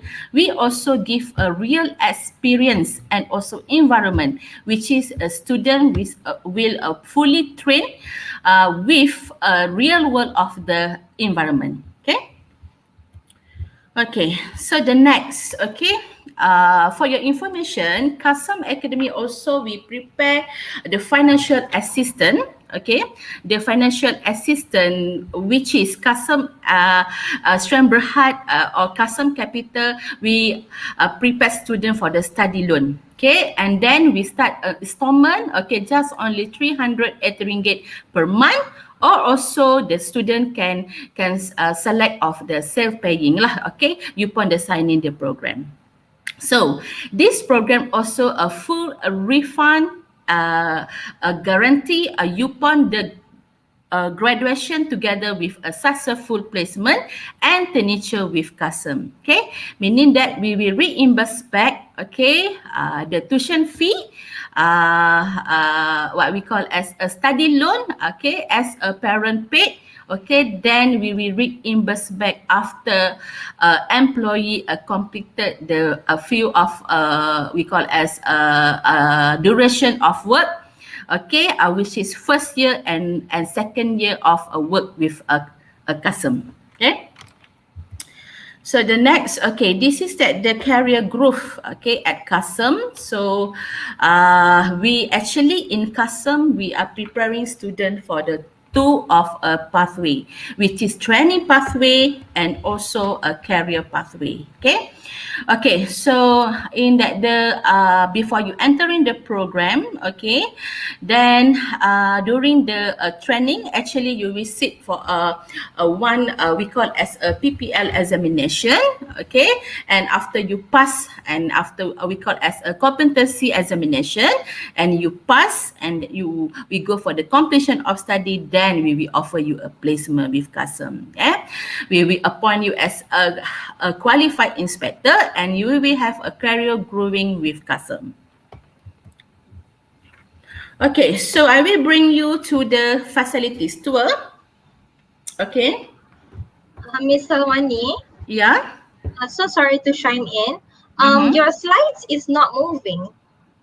It's not moving. Okay. Yeah. It's right now. It still shows the welcome to Carsome Academy. Okay. Wait, Miss Nina, because okay. I just shared the slide. Okay. You can full screen this one. Yeah, this is a full screen already. Okay. Actually under facilities tour. Is it you can saw that things? Yeah, now I can see facilities tour. Okay. Yeah, but just now it was facilities tour. Yeah, okay. Okay. So in the facilities tour, so if you can see, okay, this is the Carsome Academy.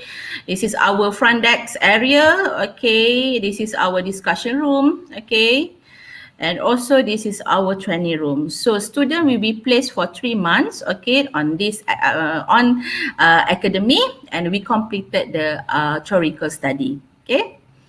And after they completed a study, we will send a student. We relocate student into our inspection office, which is in Klang Valley. We have about now coming is a 12 outlet, which is Carsome Kelanjaya, Carsome Ampang, Carsome Selayang, Sri Kembangan, PJ, Puchong, Kajang, and Klang. And for your information, we will have opening another new outlet, which is in Kepong, in Wan Semaju, and also in Klang, and also a new branch in Klang. Okay. Okay, actually Nina, is it you can see that the inspection office and practical slide? No, No, Nina? Miss Hamani. It's No, still on the Okay, facilities tour. I thought that this is maybe because I'm just share you on the, on the screen, full screen. Maybe I cannot share you the full screen lah, I think, okay? So, I think you have to click one by one on every slide. yes, correctly, okay? Right. Okay, so this one, academic front office, okay? Academic discussion area, academy training classroom, okay, and also that I just mentioned about our training retail center. Okay, Nina? Okay, all? Yes. Okay, everything, so next. everything is good. Yeah, everything is good, Anina, okay? Okay, in the next, okay, we also set up that the what we call a training retail center inspection office in the southern and also northern area. Okay, so which is in the northern we have a Carsome Alostar, okay, and also Carsome Penang. Carsome Ipoh, and in the northern we have a Carsome Seremban, Carsome Johor Bahru, and Carsome Melaka, Skudai, and Batu Pahat. Okay. And then East Coast area, we got Carsome Kota Baru and also Carsome Kuantan. Okay, so as I mentioned in the previous, okay, so after they are completed the 3 months of a theoretical study, so we will relocate them into the training center and do the practical for a 9 months duration. Okay, okay, so yeah, this is that our team. Okay. Here, okay, we have, Mr. Teo Jun Yi, okay, actually co-founder and also director of the academy, okay. And also, I will show you the team. I'm as academy manager and also principal for Carsome Academy. And then we have Mr. Afifi as academy advisor. Okay, Puan Sarwani as a student service and admin executive. And Encik Nizam as our academy lecturer. Okay. And also at the part, okay, we also have Mr. Justin, okay, as a training manager and Mr. Wallace as an assistant training manager. Okay. So, okay, as I mentioned in the previous, a Carsome, we just launched on the January 2021, okay, so we are proudly announced, okay, and you can, can Google, okay, us, okay, actually in the Google, so you just, find words of Carsome Academy and then you will get more information about us, okay, okay. So Nina, so on that because we are new, so I just give some of introduction, okay, about the Carsome Academy, okay. So I will pass to the Encik Nizam, okay, our industry expertise, okay, to talk more about the automotive and also TVET training offering in the Carsome Academy and also opportunity to audience, okay. If interest to focusing and also to have to what we call jump into the vet education, can take some education in a skill and can directly contact us, okay, or also we will have a live chat in the next. Then we will try to get them to describe furthermore and also to guide them, okay, if they have some interest in that the skill punya skill education, okay. Okay, Nina. Okay. All right. Okay. So right now I'll pass it to Mr. Nizam. Encik Nizam, I will share your slides, okay? Okay, boleh. All right. You may start now, Encik Nizam. Clear ke saya punya slide? Slide clear ke? Yeah, slide clear, slide Hello? clear. Clear ke saya punya slide? Clear, Encik Ya, Nizam. cuma Cik Nizam tak boleh, kalau Cik Nizam buka in the big slide, nanti dia macam tak boleh move nanti. So, just share in the PowerPoint. Okay, sekarang saya dah buka slide, okey boleh Okay, Slide, okay.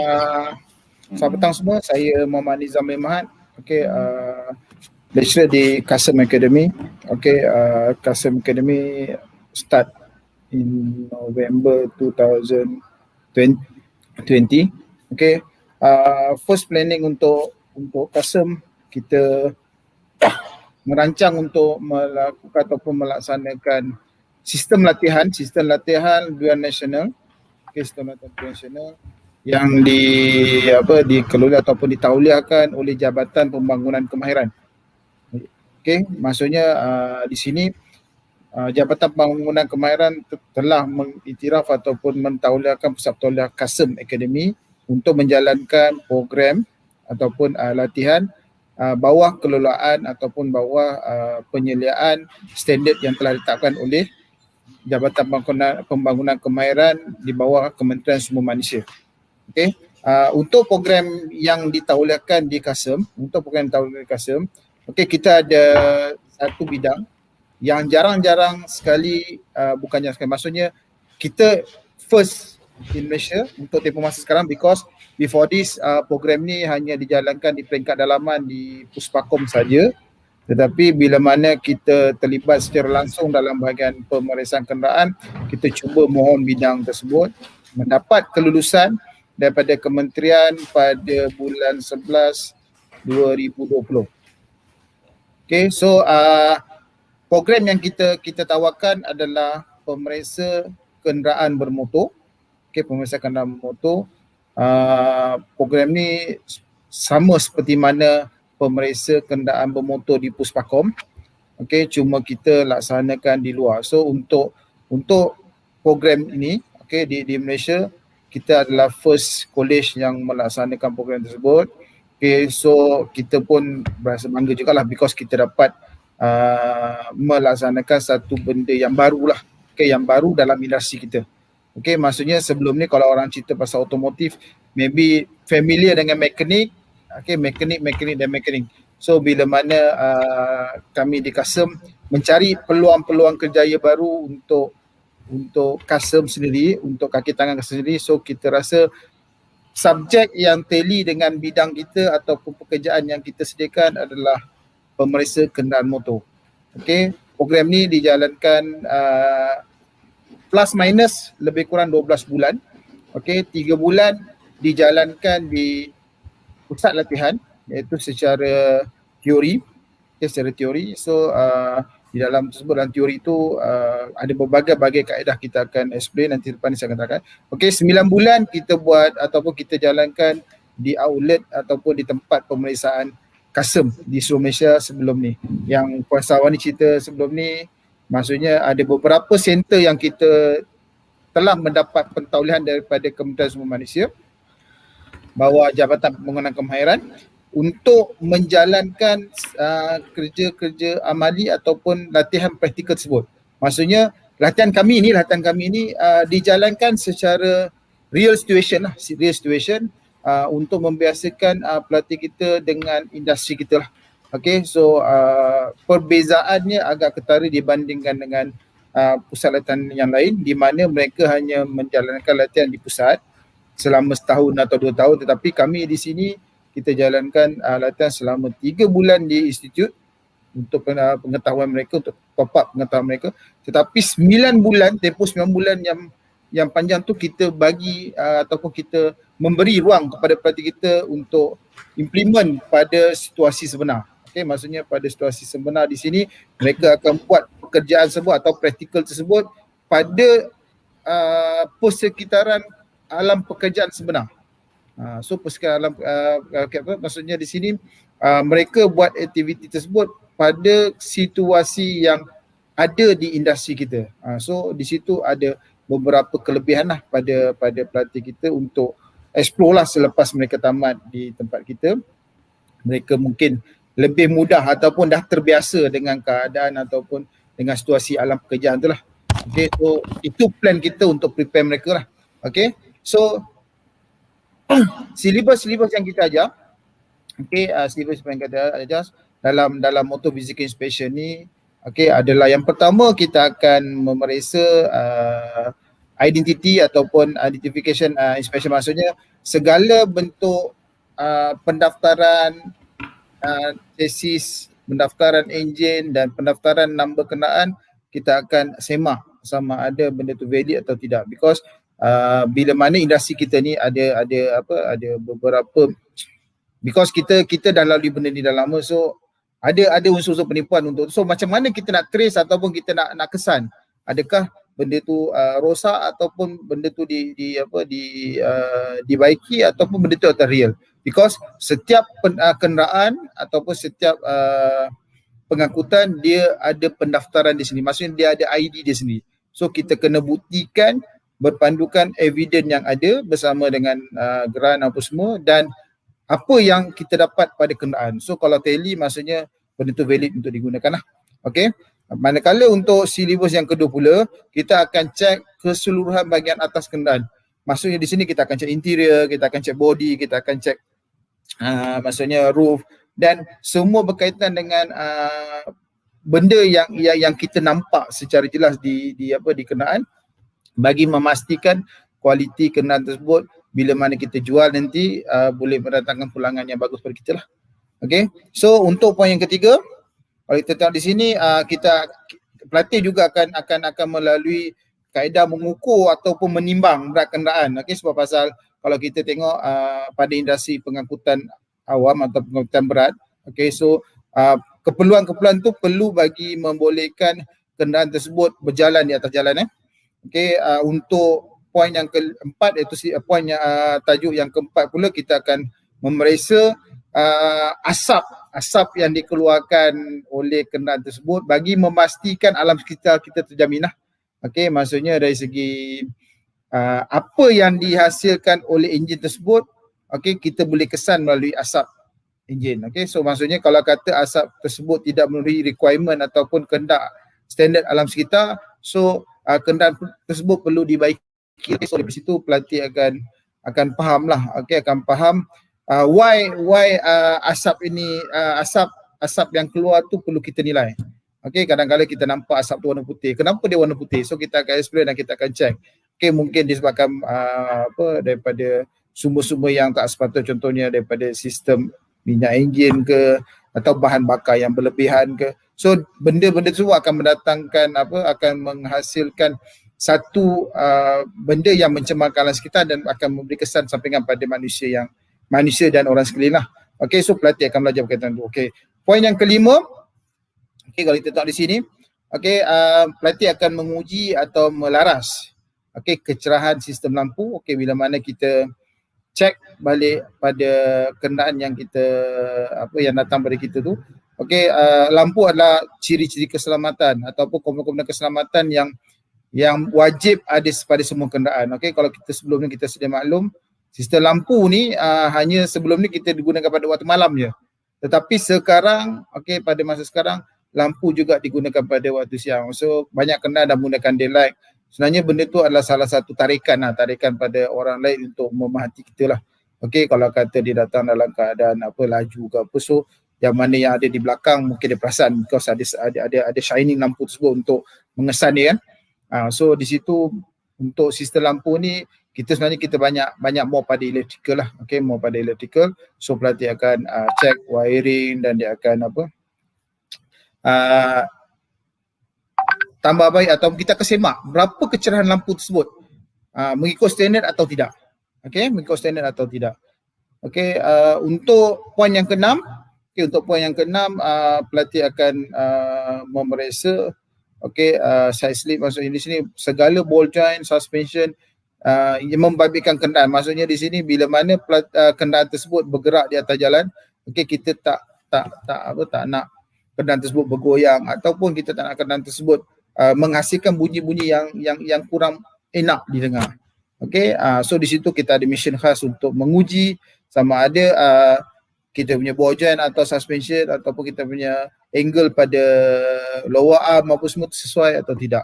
Okay, untuk modul yang ketujuh, okay, modul yang ketujuh kita akan belajar brake dari segi keselamatan, sebab penggunaan brake ni penting pada sebuah kenderaan. Sebab apa? Kalau kita tengok di sini brake ni dia maksudnya kita akan uji dalam bentuk pemanduan.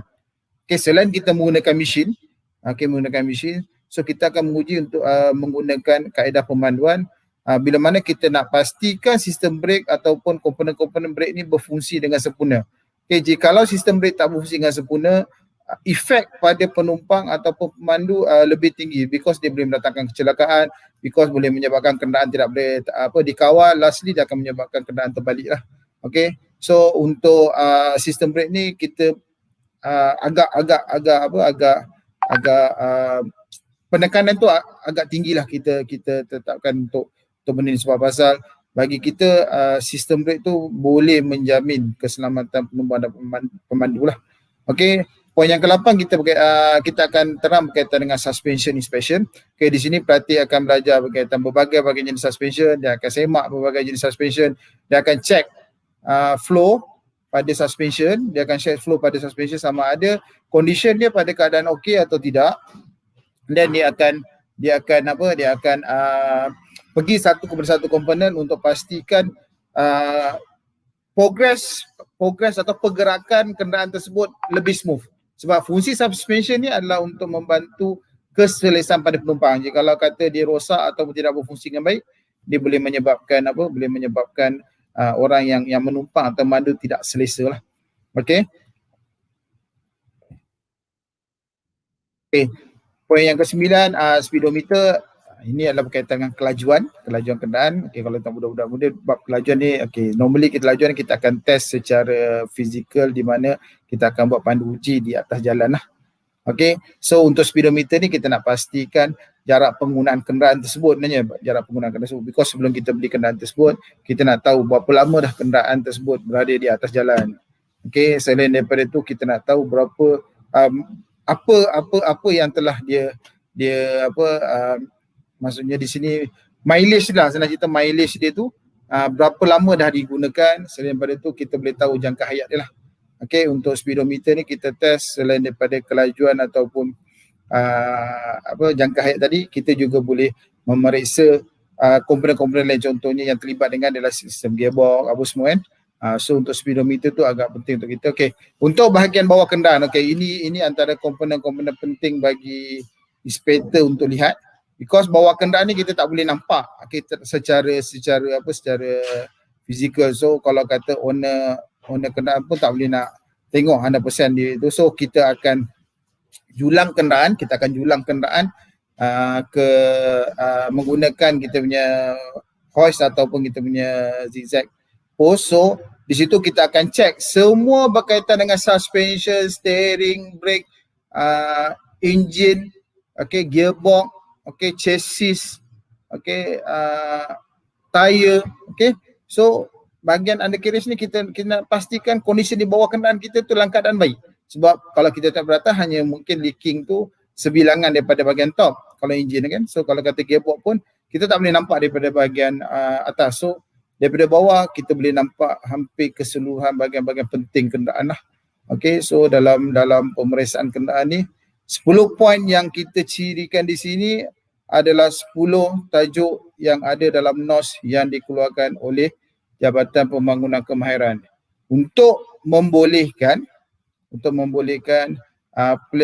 pelatih duduki ataupun pelajarilah bila mana dia graduate nanti, keseluruhan 10 modul ni dia lulus, dia akan memperolehi sijil tahap 3 Kemahiran Malaysia. Sijil tahap 3 Kemahiran Malaysia di bawah Kementerian Sumber Manusia. So pelatih perlu competence setiap modul yang telah dia duduki. Maksudnya di sini 10 modul yang dia duduki di sini dia perlu lulus dengan jayanya untuk melayakkan dia dapat SKM level 3.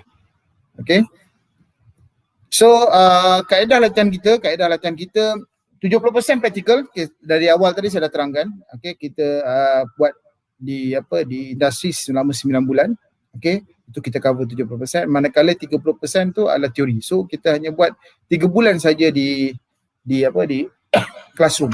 So maksudnya di sini pelatih akan melakukan hands on dengan real situation tu, hampir keseluruhan latihan dia. So pelatih akan dapat ilmu ataupun pengetahuan daripada industri yang kita telah ketengahkan pada dia. Maksudnya di sini mereka akan menggunakan aplikasi secara online yang kita sediakan di Carsome Senam Berhad. Okey, dan daripada situ mereka akan memeriksa kenderaan menggunakan aplikasi kita. Okey, secara keseluruhan mereka perlu melakukan pemeriksaan sekurang-kurangnya 5 buah kenderaan. Okey, 5 buah kenderaan sehari sekurang-kurangnya.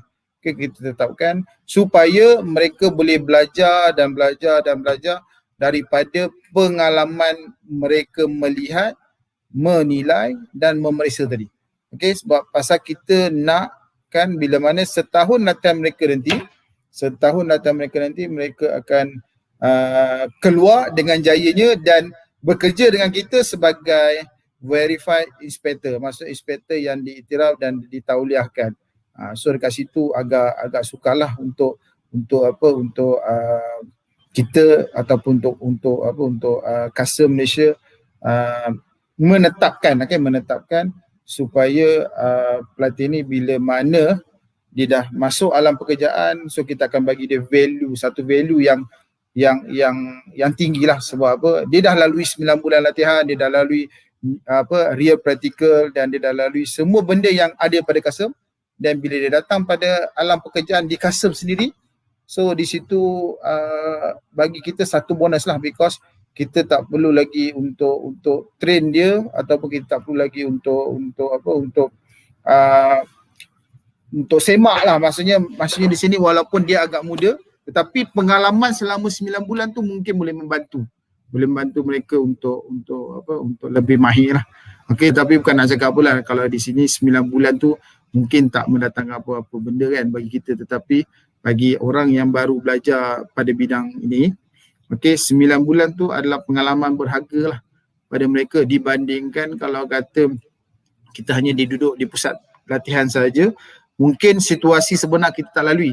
Tapi di Carsome kita cuba ketengahkan situasi sebenar supaya pelatih kita feel apa yang dia akan buat dan apa yang dia akan lakukan pada masa alam pekerjaan nanti.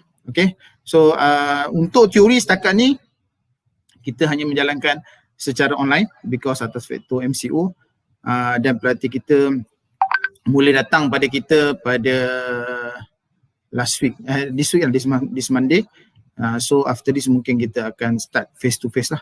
Okay, untuk next intake pada bulan 5 mungkin fully face to face di Carsome Academy lah.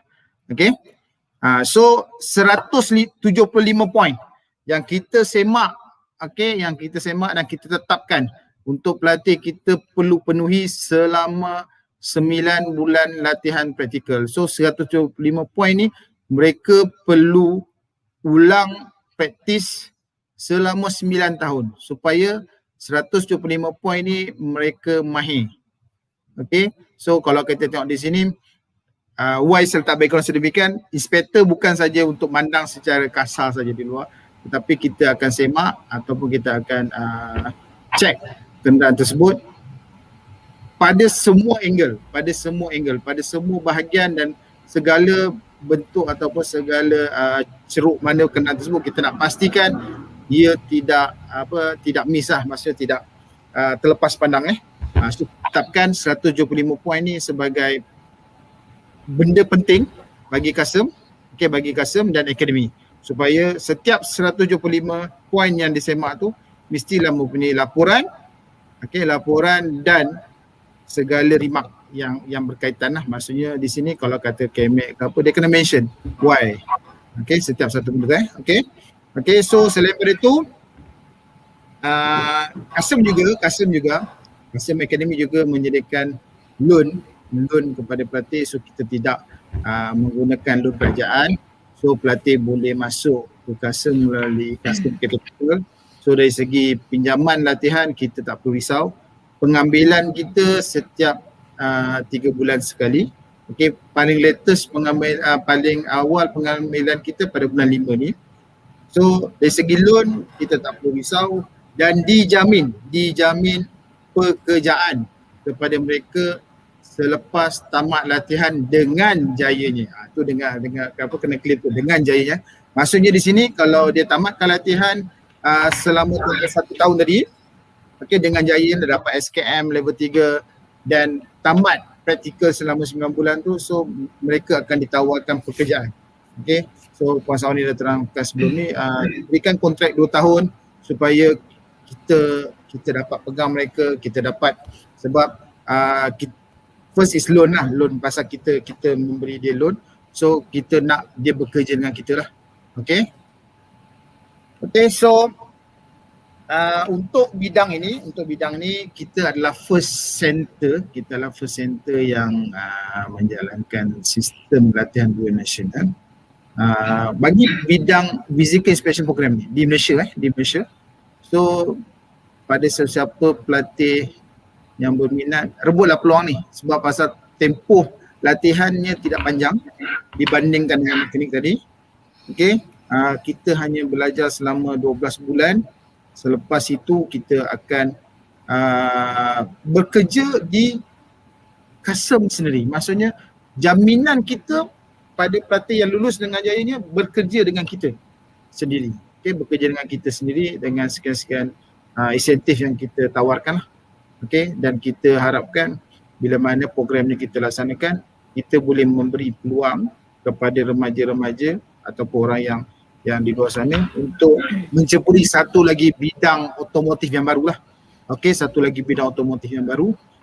Kalau ikutnya bidang ni agak terhad di Malaysia untuk inspektor. Mungkin kalau kita tengok di luar, kereta ataupun kenderaan tu dinilai oleh verifier yang ada pengalaman tetapi mungkin tak ada qualification. Tetapi di Carsome kita cuba nak ubah sebab apa, setiap benda yang dibuat perlu ada pentaulihan. Okay, bila dah ada tauliah barulah kita boleh percayalah. Okay, so di Carsome kita cuba create seorang inspektor yang ditauliah serta mahir dalam bidang dia. Okay, untuk tempoh masa tertentu untuk build kita punya industri lah. Okay, kalau selain daripada tu graduate kita ataupun student yang tamat datang kita boleh juga menjadi insurance panel. Okay, government server. Untuk government server ni kita boleh tengok pada JKR lah, sebab pasal automotif ni control by JKR, Jabatan Kerja Raya. Okay, di mana kenderaan semua kebanyakan daripada organisasi kerajaan akan dikumpulkan di Jabatan Kerja Raya. So dia boleh inspect kualiti ataupun apa-apa kenderaan lah. Kalau ada masalah perkara tersebut dia boleh decide apa keputusan. Selain daripada itu, peluang pada pelatih untuk menjadi instructor. Okay, ini kita tengah plan pada pelajar-pelajar kita yang mana yang agak kompeten, maksudnya dari segi knowledge dia dah ada, lepas tu pengalaman kerja. So kita akan cuba create dia untuk sebagai instructor technical, okay, di Carsome. Sebab pasal untuk bidang ni instructor technical tak ramai lagi, masih tidak ramai lagi.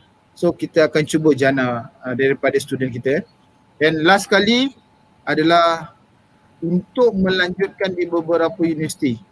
Okay, maksudnya di sini kalau peluang-peluang ni kalau syarat dia kena tamat level 3 ataupun kena ada plus level 4 ataupun sijil kemahiran Malaysia tahap 4 untuk mereka layak melanjutkan pengajian ke peringkat degree ataupun yang lebih tinggi lah. Okay, selain daripada diploma level. Okay, so saya rasa untuk penangan saya hari ini itu saja. Okay, so terima kasih.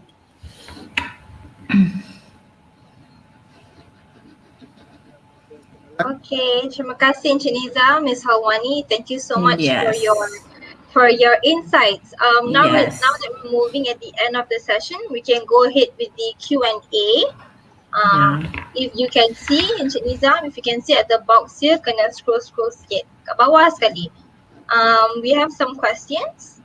We can go ahead. Which one do you want to answer first?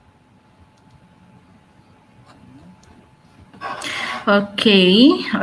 Actually, do I need a good academics to success this field? Okay. Yeah. Okay. For your information, Jason. Okay, we received a question from Jason. Okay, so let me, give an answer. Maybe Encik Nizam, we have, we'll add that some, that the answer also lah. Okay, on behalf of my side. Okay. So actually, for your information, okay, we have a new intake in May. Okay. And also what we call as requirements to enter this program. Okay, actually this program is a skill program. So the requirement actually is SPM, okay, with a pass, with a pass grade in a SPM actually. Okay, it's only it's not that said only, but you should have a pass in the SPM. Yes, Right? because this is a skills program. Skills, So skills it's program. more building that. Yes. Yeah. All right. But Nina, as additional, as I mentioned and also mentioned by Encik Nizam, actually we are preparing one program, a customized program for Carsome, Sdn Bhd, which is we call as a vehicle inspector. Okay, so this is that the 100% job guarantee with Carsome. Okay, so as additional for your information, Carsome Malaysia, actually is a base in the Malaysia.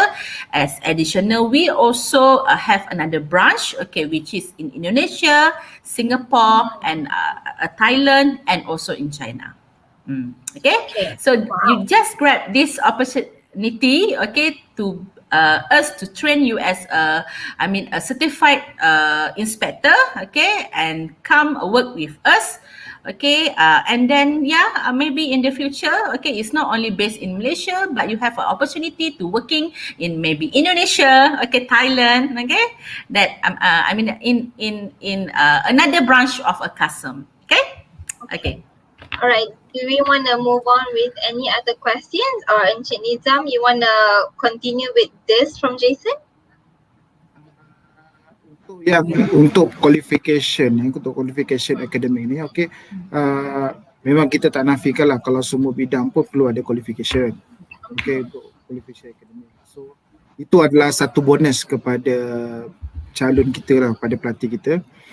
Jikalau dia ada akademik, maksudnya dia ada akademik, dia mungkin untuk di Carsome ni, sebab kita tak ikut pada seniority untuk mereka naik lebih maju, So peluang untuk mereka menjadi lebih bagus selain daripada inspektor, maksudnya mungkin setahun 2 tahun mereka dah jadi inspektor dan mereka punya pengalaman memeriksa, dan maksudnya di situ mereka maksudnya mereka boleh improve daripada pekerjaan mereka sebagai inspektor kepada benda lain lah. Kalau kata for example ada kekosongan di tempat lain, jikalau mereka ada akademik yang bagus, mungkin kita akan beri peluang pada mereka untuk naik pada pangkat yang lebih tinggi lah, maksudnya di situ. Maksudnya kalau kata sebab pasal di Carsome kita tak pilih pada seniority atau you kerja lama ke tidak. So kita akan tengok you punya background juga, selain daripada you ada skill dengan kita, you belajar skill dengan kita, so kita perlukan you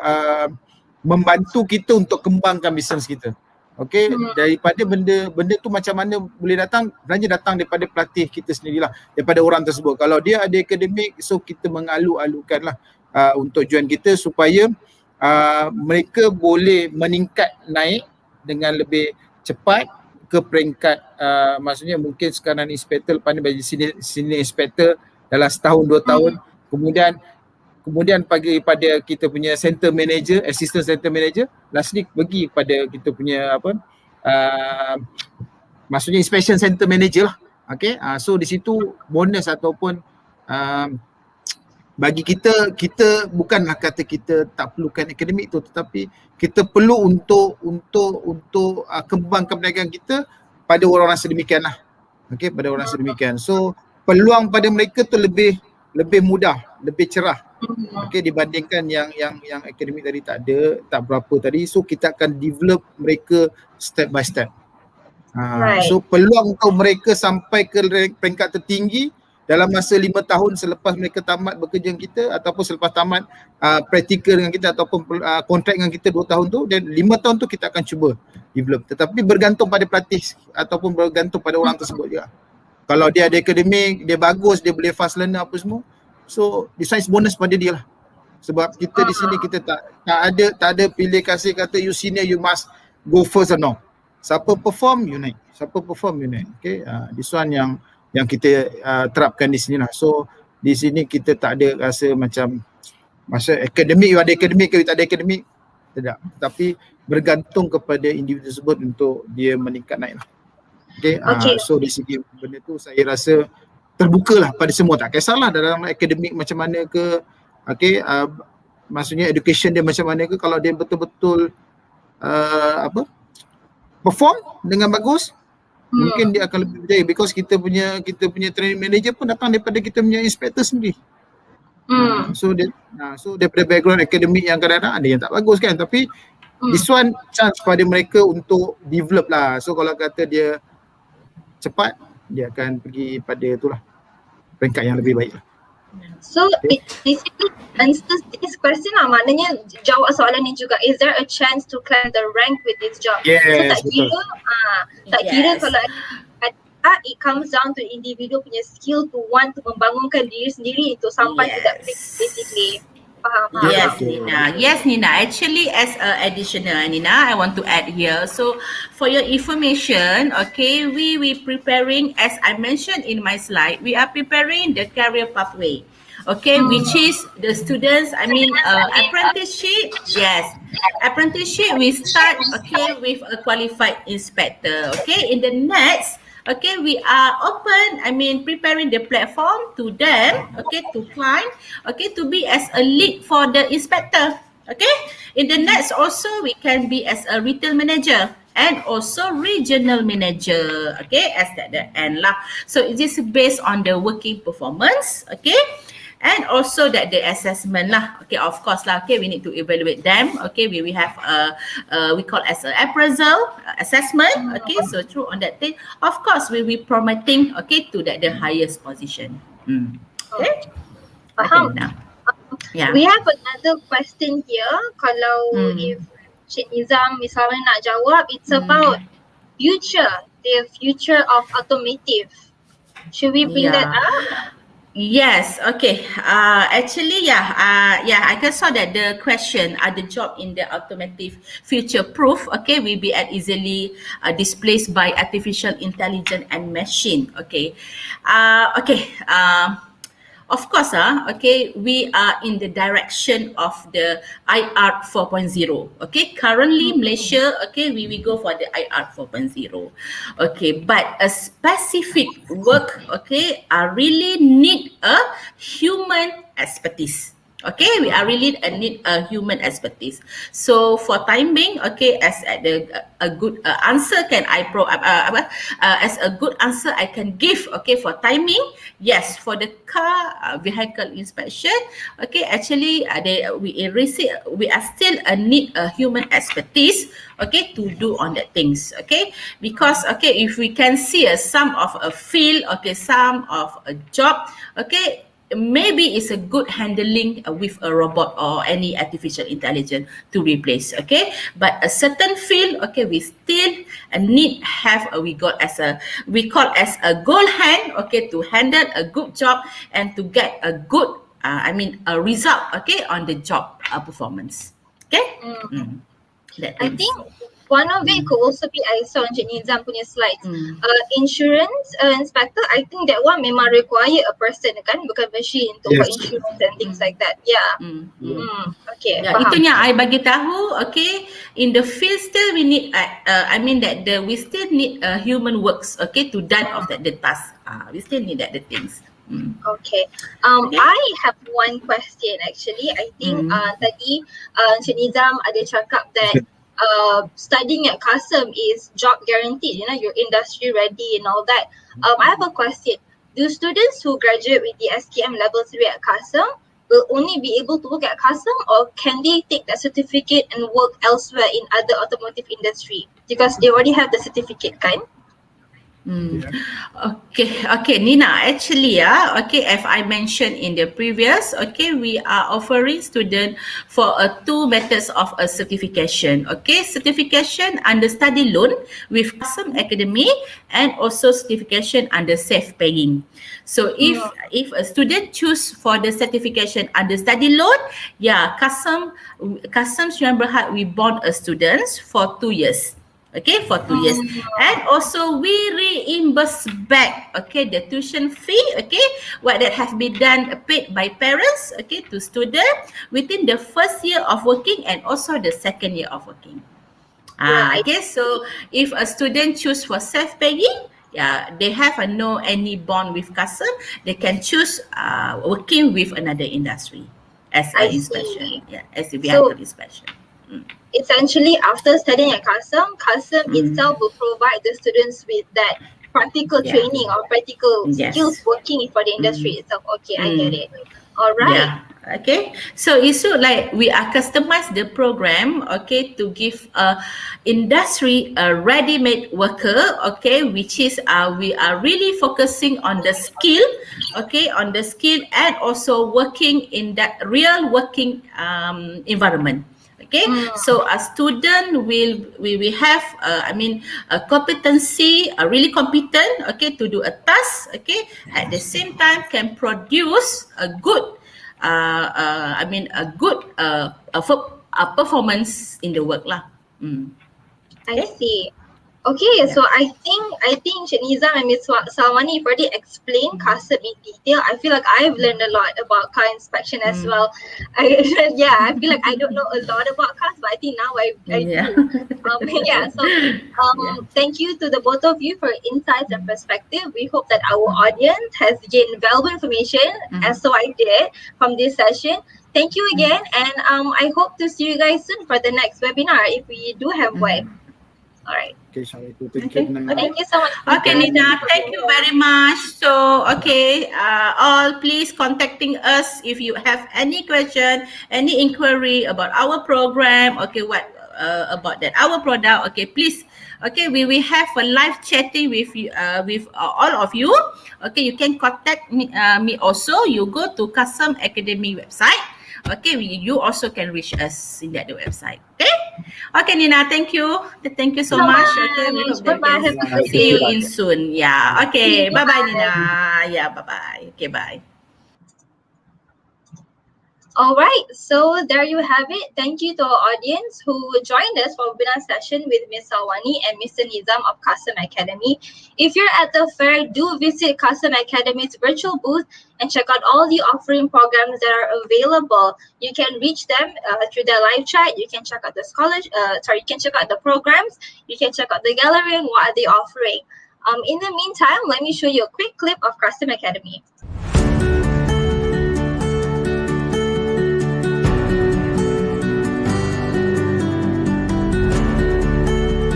Hi there, I'm Junyi Teo, founder and head of Carsome Academy. Carsome Academy is an emerging automotive technical institute in Malaysia that offers you professional education, personal development, and guaranteed career opportunities. Our vocational learning program combines classroom and practical lessons. This means a learning journey that is unique and rewarding to realize your potential as a high-skilled employee in the automotive industry. We have also recognized by JPK, which is Jabatan Pembangunan Kemahiran Malaysia, so you can be sure that you are in good hands. Let me walk you through what you need to know about our course. Our SLDN, System Latihan Dua National Apprenticeship Program, is a 12 months long course. This features 3 months of theoretical learning in Carsome Academy classroom and a 9-month placement at any of our Carsome inspection centers nationwide. Our program is designed to provide all students with a fun environment to explore their strengths and discover more about the job firsthand. Our program is open to all Malaysians under 30 with a minimum pass in PT3. Join our community today. Technically skilled, industry ready, that's who you'll be with Carsome Academy. Carsome, beep, beep. Alright, so that's all we have for today. It's been a pleasure, and thank you to our audience for tuning in into EduAdvisor's webinar series. We hope you gain some insightful and inspiring information to pursue your dream courses. Don't forget to check out EduAdvisor's virtual education fair and get all the information you need. Just click chat at the respective universities or go on to info desk and speak to our counselors personally. Hope to see you again. Thank you for watching and goodbye.